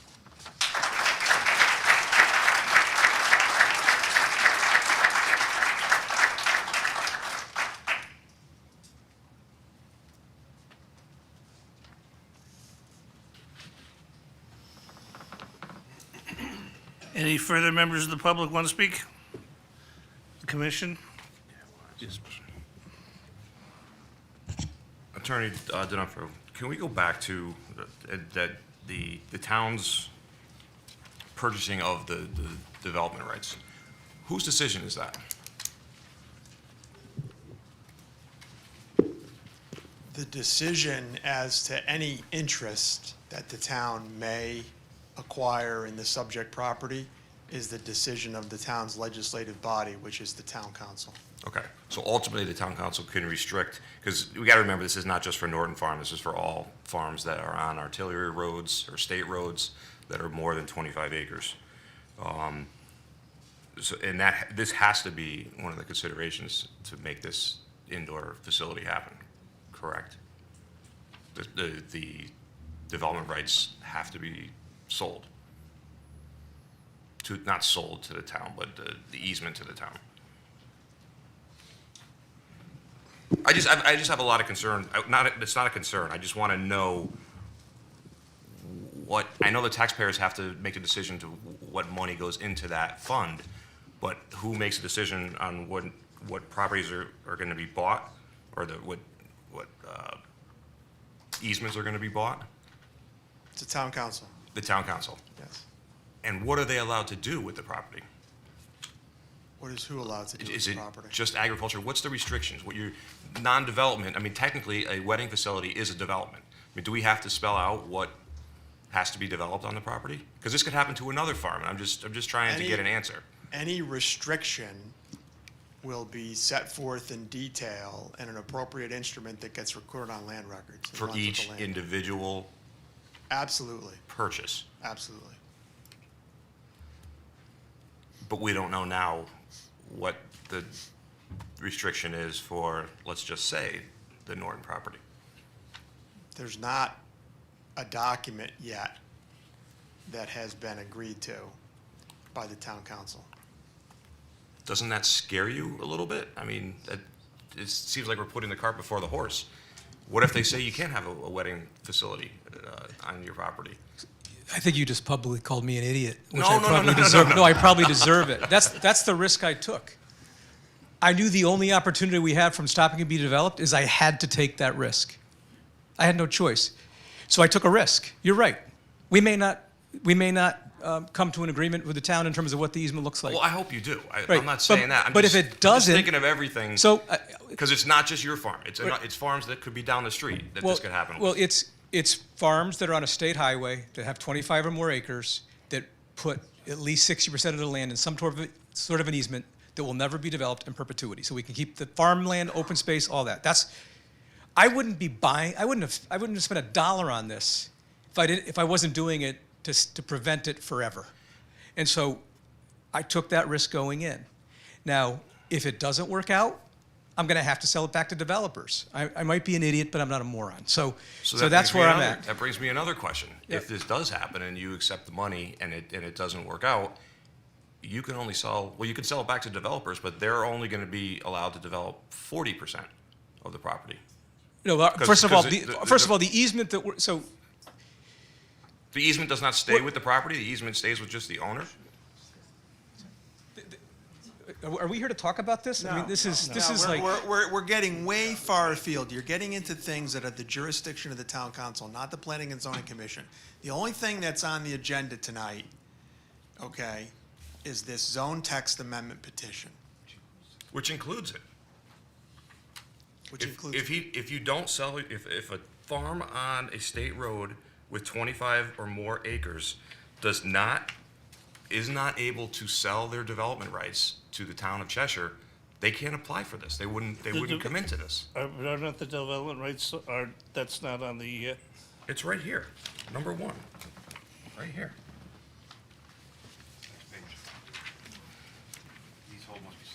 If you're asking me would I agree to sell the development rights before I had an answer on the supplemental application, the answer is no. That's But what I- you're asking me. But I believe is what it says here is you have to. So if the farm next to you does not have its development rights purchased by the town, they cannot build an indoor facility. Only the one that has their percentage, a percentage of their property taken away. So, yes, the intent is to do an indoor facility. This does not affect the outdoor. This applies to the indoor. But it doesn't let me mean ask my question a different there are other methods to restrict your property from development outside of the town Understood. purchasing. Let me ask my question a different way. If the town does not purchase the development rights, 60% of development rights, can a farm that meets the requirements come in and build a wedding facility? Well, this language does not specify the holder of the restriction. This language says, as a condition of special permit approval for indoor events, 60% of the total acreage of the lots which contain the 25 continuous acres in common ownership or leasehold must be subject to a restriction prohibiting development by easement, conveyance of development rights, or any subsequent equivalent. It doesn't say the town has to be the one that acquires the restrictive covenant. So who is, you said you're not going to the state, where are you going? Or where would a farm go if, Well, this doesn't say you can't go to the state. This doesn't say you can't get a land trust. but can the land trust, well, they're not, I guess does that restrict the development when, well, the land trust isn't gonna own it though. I'm just very confused Conservation, over this. there's agricultural programs to the state and federal government that result in a conservation easement as an outcome. This doesn't say it has to be the town, or it can't be the state, or it can't be anybody.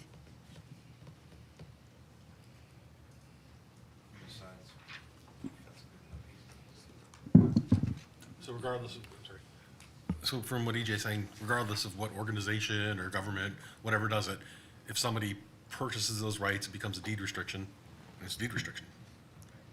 Correct? Well, again, the language is important.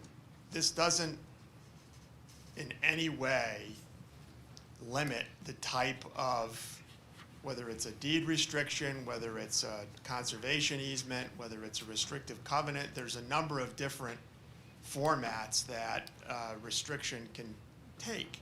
Likewise, there's a number of different organizations that could acquire that restrictive interest in the property. This language, as proposed, does not limit in any way, shape, or form the town as the holder of the restrictive covenant. Likewise, it doesn't prohibit other organizations from acquiring a restrictive covenant in the property. So what is the town's money being put in for? You're talking about a specific project now. We're talking about a text amendment. No, it's, yeah, Right? but why is it in this text amendment? Why did it? Because the goal was to restrict indoor development. Because one way or another, the way this is written is to have an indoor venue, you must have the conservation easement, the restriction, what have you, whatever kind of document or restriction you use, you must have that in place, or you cannot have an indoor venue. Regardless of what body it is. for the two properties in town that would be eligible for it.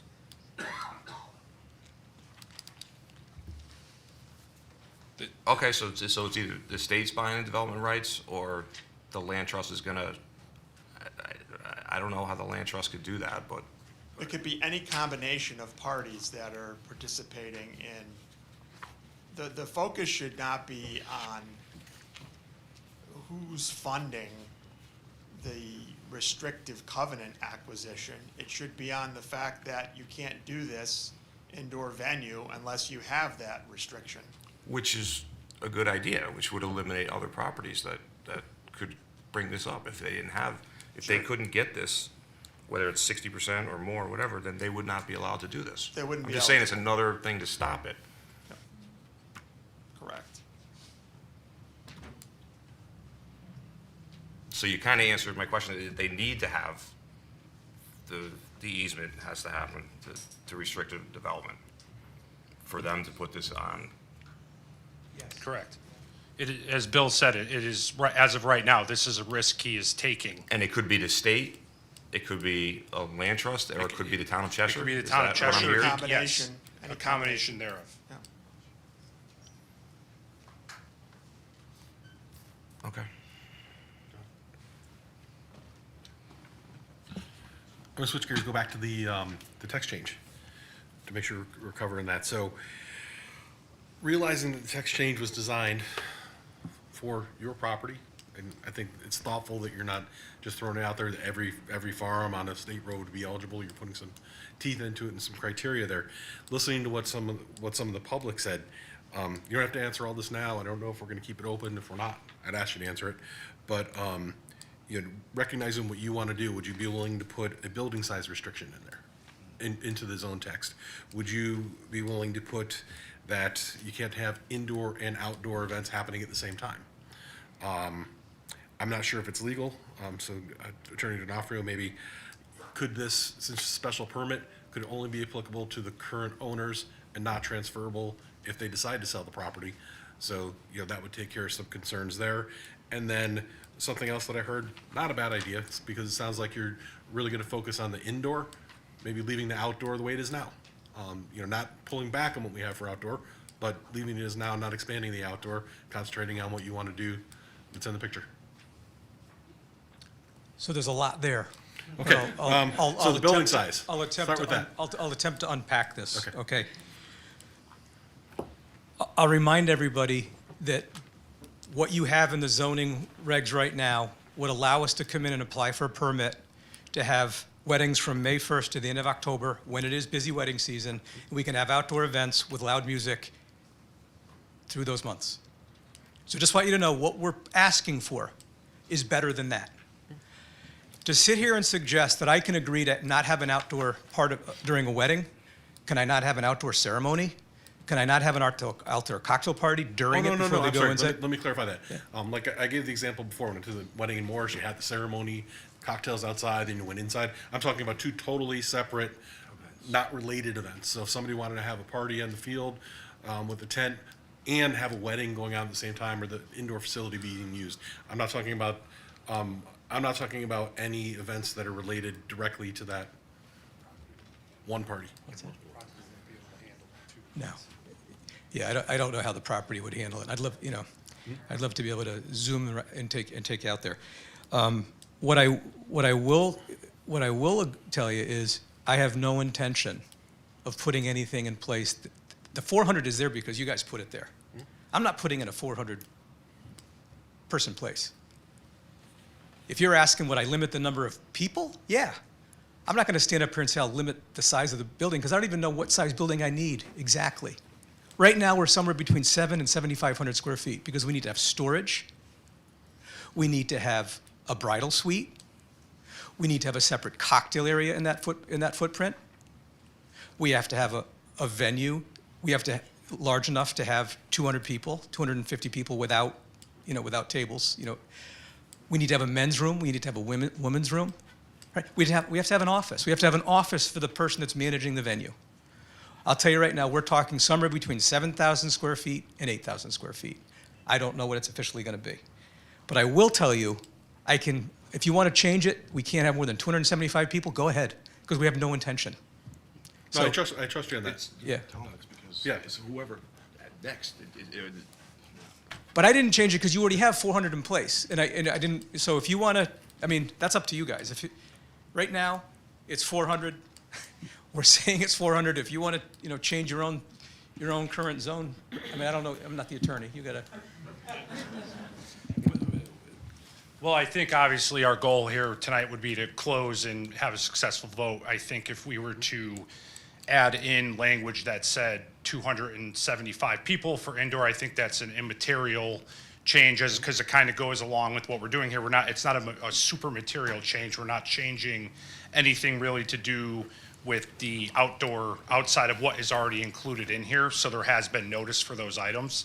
So I think if we were to if you were to vote to add one simple sentence that it's capped at 275 people for indoor events only, I mean, I would open that up for the town attorney's interpretation, but I think that may be something we can do if that's the one change that we bring forward here. I agree, it's more restrictive, so I'm not worried about a public notice issue. Okay. As far as, what I just want to touch again on what I said about indoor and outdoor. So when I'm talking about outdoor, again, I'm not talking about anything related to that indoor facility where you'd have the reception, people getting cocktails or getting married outside. And when I'm saying keep the current outdoor regulations that we have right now, I don't want it to sound like I'm saying, you have a wedding after that October 31st date that's in place right now, that you can't have a wedding ceremony outside, or you can't have your cocktails outside, although it's probably cold, you might not want to. But I'm truly talking about two separate events happening at the same time, outdoors and indoors. So is that something you'd be willing to put in there? And I know, like I said, parking, everything's gonna be a hassle, you're probably not gonna do it, but. The question I would ask, or I'd bring up, if there was two events, each for 50 or 100 people, why wouldn't they be able to do that if you kept it the way it is? The total number of people would apply to both. If you wanted a small number of people at two different events, I wouldn't want to restrict someone's business that way. I like that, that's fair. And I would almost argue this is something that could be a condition that would be put on a special permit where you get a real site plan. Again, we came in good faith, showed pictures of the barn, showed a general location with a red square. Obviously, that's not good enough for a special permit, but that could be a condition you put on the special permit. Okay. And that could be a property by property decision depending on how large the farm actually is. Gotcha. That makes sense. And as far as the building size, I know that you didn't come to us for a site plan yet. I realize that. You're saying maybe 7,500 square feet, 8,000 square feet would be reasonable to put a limitation of 9,000 square feet. Sure. And again, I'm just throwing out the number. Sure. You know how much more it costs to go from 7,000 to 9,000 square Whole feet? bunch. Sure. So, It won't be more than 9,000, I can guarantee you that. okay. And let's see. And then as far as the outdoor events, would you be willing, again, to keep the regs that we have now for the timeframes and everything else that's in Outdoor there? events, absolutely. Okay, Absolutely. got all that? Lena's got it, okay. John, can I add to that? Yes, please. So he brought up a good point. The way it's written here, the maximum number of attendees permitted for any event, well, he has outdoor event, shall be 400. Wouldn't it be wise to cap the number, because of the multiple events in that possible scenario, cap the number of attendees to the farm for events for a day or something to that effect? Because theoretically, you could have 2 or 3 events and now you have, what, 1,200? So, Right. And I do want to touch on that. It does say in the new text, the maximum number of attendees permitted for any indoor event shall be the maximum capacity allowed within the buildings located on the property. So there, again, we could put a comma, provided, however, it will not be more than 275 attendees in total. Okay, great, but to Jeff's point, let's say you had, I don't know, an event out in the fields, and then you had an indoor event, you could technically have 400 plus 275. so why don't we say that a combination, 275 inside, total of 400 total. So if you had 400 people and then 275 were inside, you'd have 125 for Sure. outside. Yeah. Yeah. Is that? Yeah, Did I I just just, concede too much, Mr. Attorney? no, I just think, again, I think that could be handled during the special permit where it could be a condition on the special permit. The special permit applies to the building more so than anything else, though. Right, but you can, as I'm sure you've seen, special permits come in, you can go as deep as saying you have to put these kind of shrubs in front of your building. Yeah, yeah. Okay. So, I mean, it's going to be limited applications, I think, for this, but it is a case-by-case basis. If somebody has a 120-acre farm, it's very different than what we have, and I'm using a hypothetical. Sure. Also, you need to keep in mind that usually the occupancy of a building is determined by the fire codes. Right, but what I'm thinking of, you have the building, you got 275 people in there, X amount of cars, and then you also have an outdoor event with 400 people and X amount of cars. So you're overloading that property. Can I, Just one more question. I think. Go ahead. I think we brought it up at the last meeting. Just want to make sure we cover it. It's going to be totally catered. You're not going to be cooking food. There's not going to be on-site. No on-site kitchen, there's not, I mean, for an on-site kitchen, we would need probably 10,000 square feet. Yeah. And I don't want to be in the restaurant business. So it'll be caterers. I mean, a lot of the weddings now are bringing in food trucks, stuff like that. Yeah, so no. Okay, I thought you said that last time, so I just wanted to Yeah. make sure. Yep. Thanks. I would rather see the cap on the zone tax change rather than special permit, like what Tom and Jeff are saying. I can't believe I just did that, so that guy over there. I would rather see it in the zone tax change rather than the special permit, whatever the limit may be. But there is a limit. Okay, Worded, but. worded better, maybe.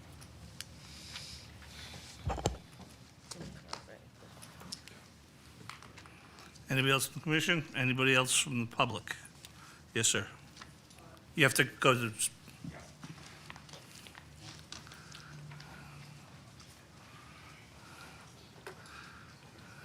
I'm Bob Sirico, Richmond Glen Drive. A lot of time has been spent on the inside venue. What I'm more concerned now, I'm hearing 400 people. Where are the 400 people going to be? What area of the farm is for the outside activities? the current regulations allow 400 people on a farm as it is right now. I understand I don't that. think that there's any limits where they could be on the farm. It doesn't. So what kind of activities will there be? What kind of activities that anybody's, I mean, that is the current regulation. The only thing I'm asking is, I see the barn. I want to know where the other people are going to be. Are they going to be walking the farm? Is there going to be another station where the outside events take place? Is there going to be a tent for that activity? The regulation that we have Is permits 400 it- people. Permits it, it doesn't, I believe, have those limits, and that's already the regulation, so it's not a question of what will be, it's what it is as it is today. Okay, And John, isn't that by special permit also? Yes. okay, thank you.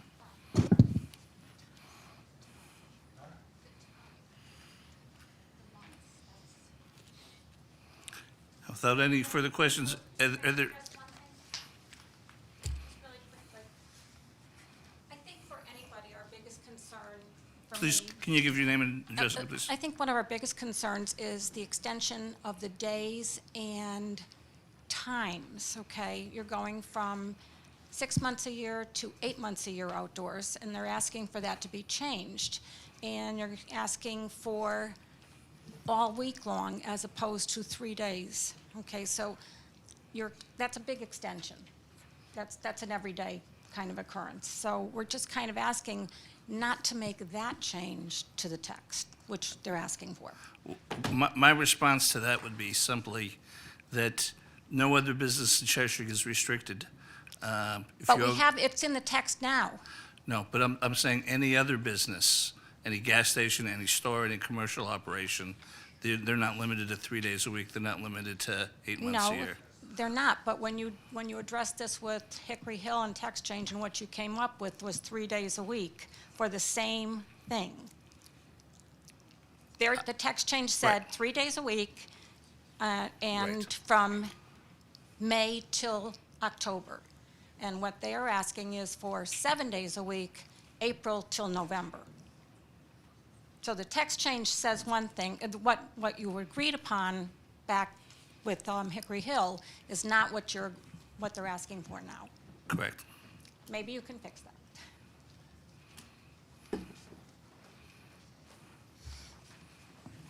So again, the intention was to lengthen the period of time. I mean, number one, I think everybody knows outdoor weddings, they're going into November. 7 years ago, I was married in November.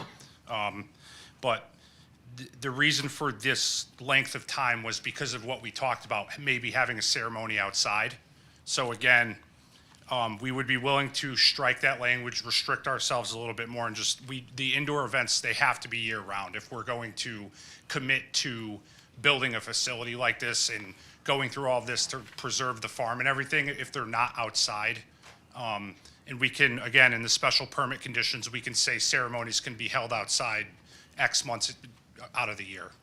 Yeah, and just whatever it's worth, but to be clear, if there's a nice day in November and people want to have their ceremony outside, I'm not conceding November, just to. No, that'll be in the special permit. We could get that in the special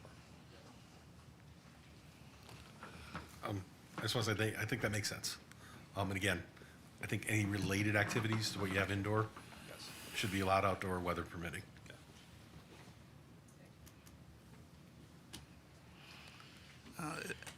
Does the commission have any more, is there any reason to keep this meeting? I don't see any reason to keep this hearing open. Seems like everything's been addressed.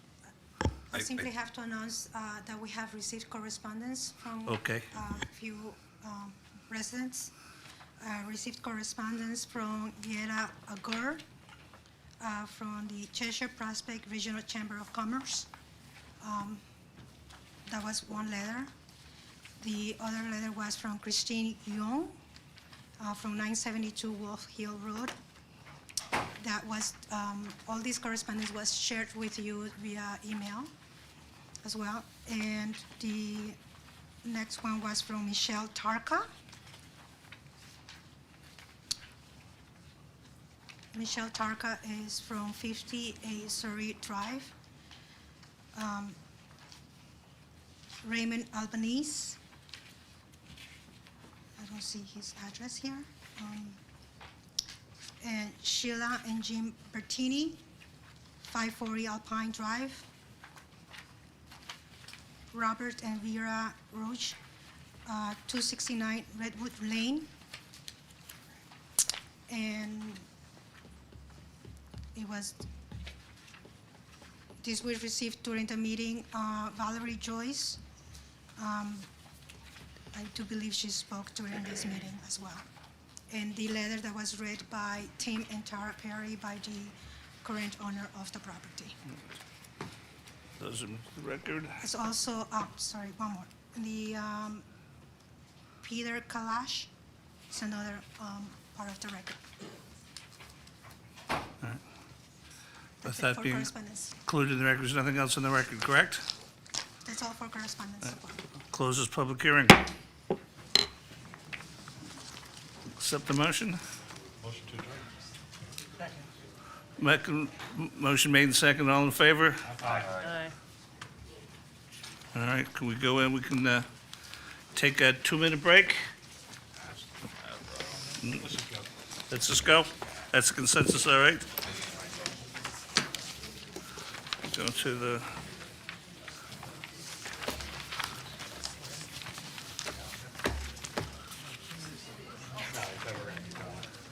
Yeah, they want to keep on, the census was...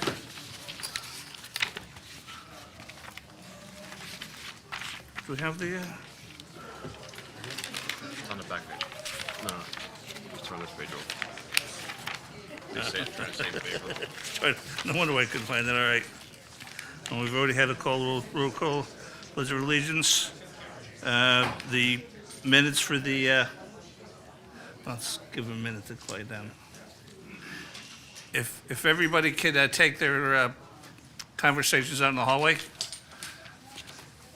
Give them a minute to get out.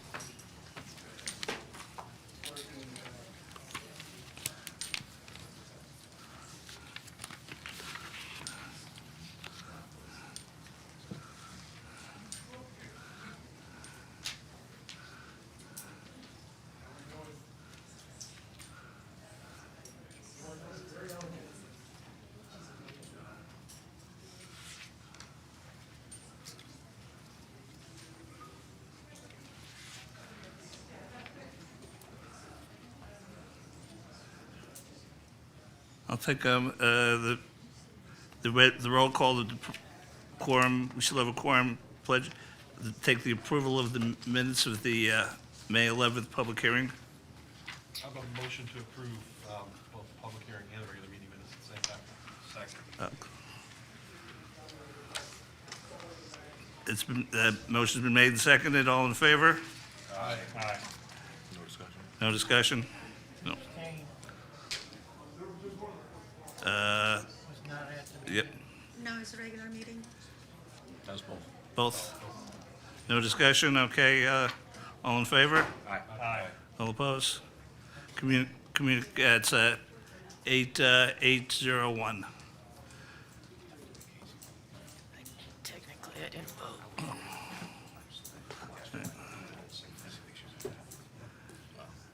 Communications?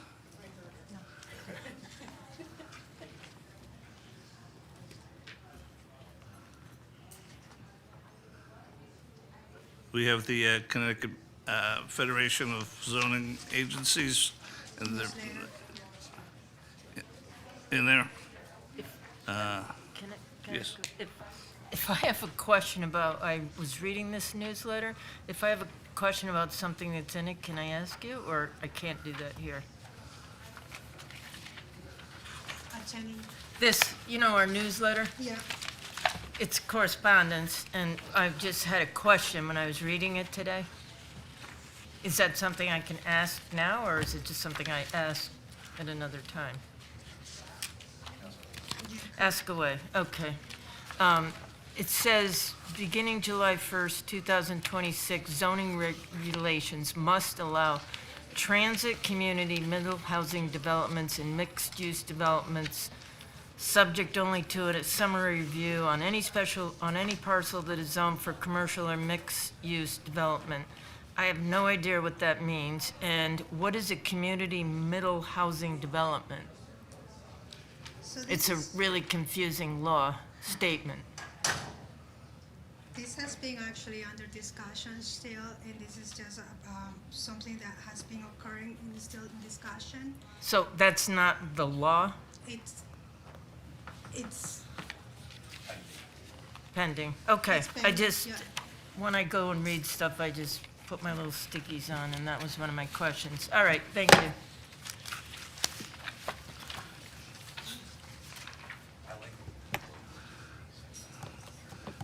There being no unfinished business, is there a,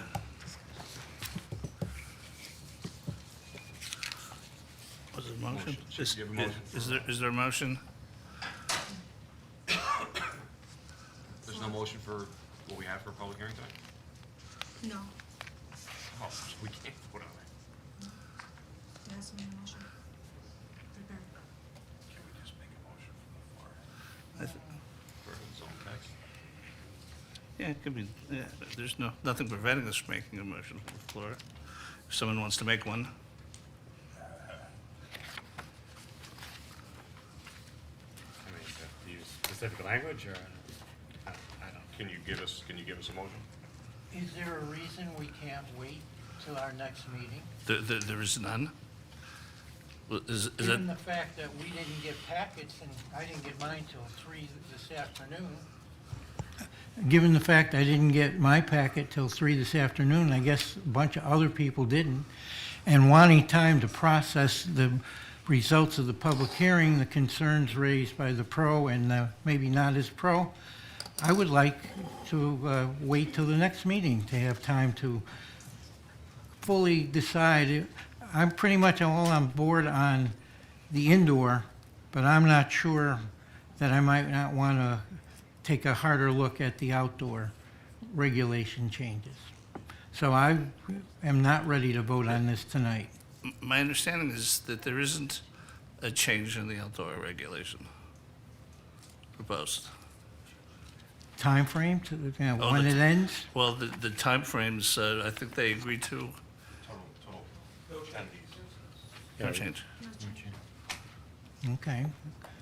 I still want to look at it, but, you know, you can put it What's- to a vote, but what's the you'll sense have of a the- negative. What's the sense of the committee? The consideration was during the discussion was that the compromise would have been if there were limitations on the whole 7 days, if there were to be limitations on the 7 days, the compromise would have been a year-round indoor events, activities, instead of, and with the November weather permitting outdoors activities.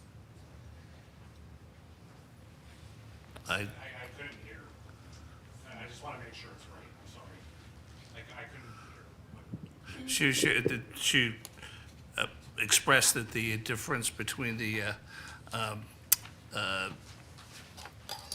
in exchange for the compromise, in exchange for being able to go year-round indoors, that you would limit the outdoor. So the exchange was, it would go back to the original dates that were in the text, which were, the outdoor event hosting season was April 1st, beginning April 1st, and then it ended on October 30th. And then indoor events may be held year-round, and as we talked about and confirmed in the public hearing, we'll talk about outside ceremonies and cocktail hours outside of those dates, if weather permitting, at the special permit. That being the case, what's the sense of the general sense of the committee? Would people rather To do tonight or wait? I'm ready to vote. I'm ready to vote. I'm ready to vote, but I also think that you're here, you're an attorney, can't you write us up a good little motion? You need me to write you a motion? Yeah. Say it. Why not? You're here.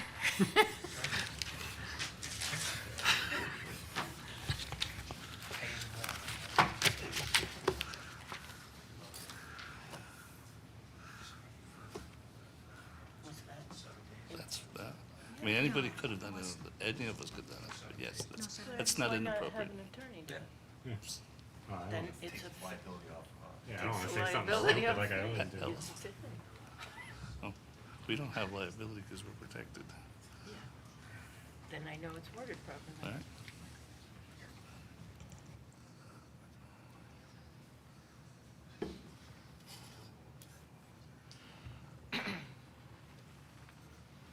Should have let Anita write it. Why is that? 'Cause she's, well, I you're, want- no, you're 'cause I wanna pretty be a quick. pain in the there, butt. yeah.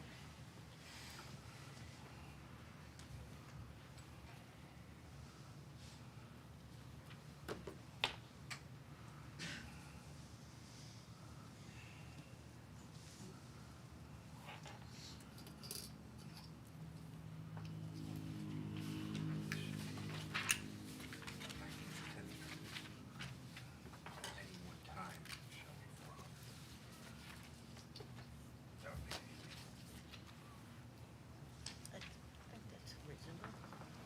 It's not unreasonable, I don't think so. Yeah.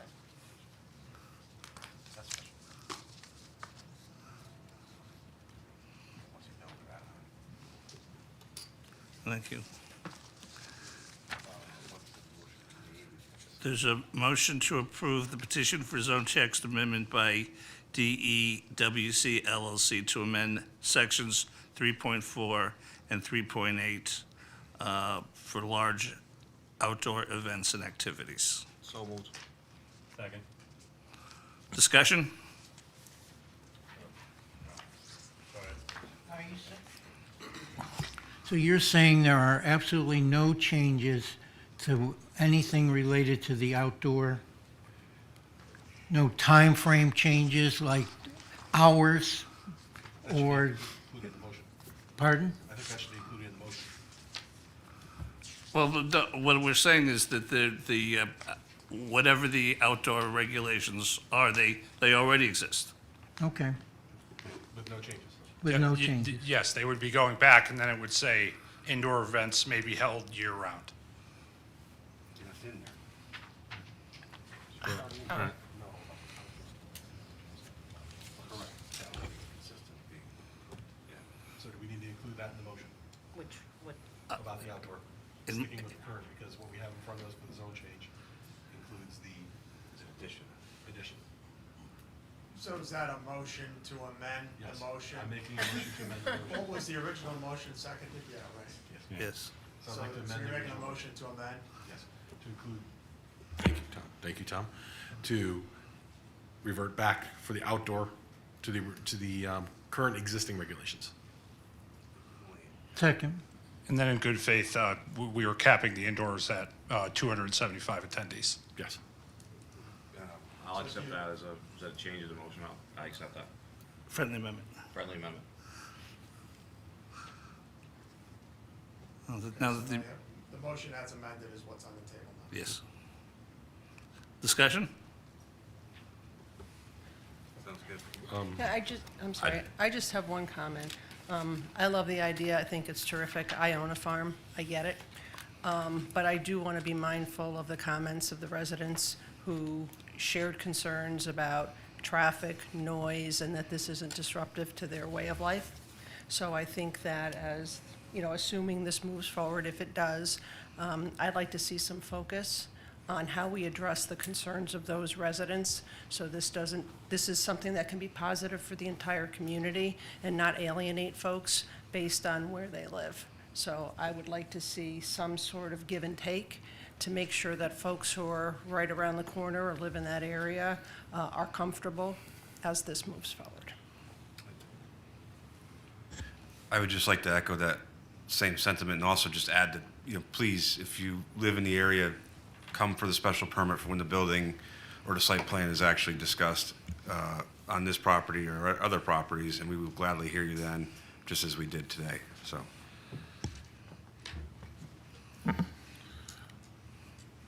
When you first brought this up at the last meeting, I wasn't in favor of it, just because of some of the content, and I know there was some confusion there. So I appreciate you coming back and explaining that. As I said in the beginning, I think the questions I had, you answered 90% of them within your presentation. The other 10% have since been answered. I would vote in favor of this. And, the gentleman who, I think he's back there, that indicated that, when his daughter gets married, or his child gets married, sorry, don't remember son or daughter, be great to have it in town. My daughter is in sports. We just had to go up to Aria for a banquet. I would love to have seen this, and I live right up the street from it, so nice drive there too. But I think it's a great idea. I think it'd be a great addition to the town. I think you're going to listen to what the residents said tonight, and assuming that it gets approved, good luck. I'm 100% in favor of this. I was anything to help out a farmer in this town or any town actually. Is very dear and close to my heart. A lot of my questions and comments tonight had more to do because this is a zone text change, and it's really not just your farm or Norton's farm that we were looking at, or Kelly's farm, excuse me. We just had to make sure whatever changes we made for what we're thinking is a certain portion or farm in town, we also have to remember that it could affect other properties and other farms in this town. And that's why I had my questions tonight. But I'm 100% in favor of it. I hope everything works out well. I want to thank Mr. Russo and Mr. Cunningham for their detailed presentation tonight. My only concern was the noise, and I am confident that'll be addressed further down the road. Thank you. Anybody else? I intend to vote in favor of this. People don't, I think, fully appreciate that farms, when they're running the way they're supposed to be running, are loud. They have equipment that runs, unmuffled tractors, pesticides, spraying, noises to carry the birds away. The only difference is this will now make noises in the afternoon and the evening, whereas having lived on and near farms, it was usually between 4 and 6 in the morning when a lot of that stuff began, as well as farms who had animals. So farms are noisy. They can be quite smelly. They can be a lot of things. This actually, I think, improves and does something for the town, and I am enthusiastically in favor of it. From everything in this presentation, I think this regulations as written is an improvement. I also always felt that 3-day-a-week venue was arbitrary and capricious, that we don't impose on any other business or activity in commercial, that if you're running 365 days a year, congratulations and good luck for you. Hope you make it big, and my other comment was that in whatever restrictive agreement you have, that it maintains not only undeveloped, but it remains in agriculture. That would be my request, and I intend to vote in favor of this. You vote on the amendment? We did, it was a second, it was a friendly second. So, all in favor? Aye. All opposed? Passes unanimously.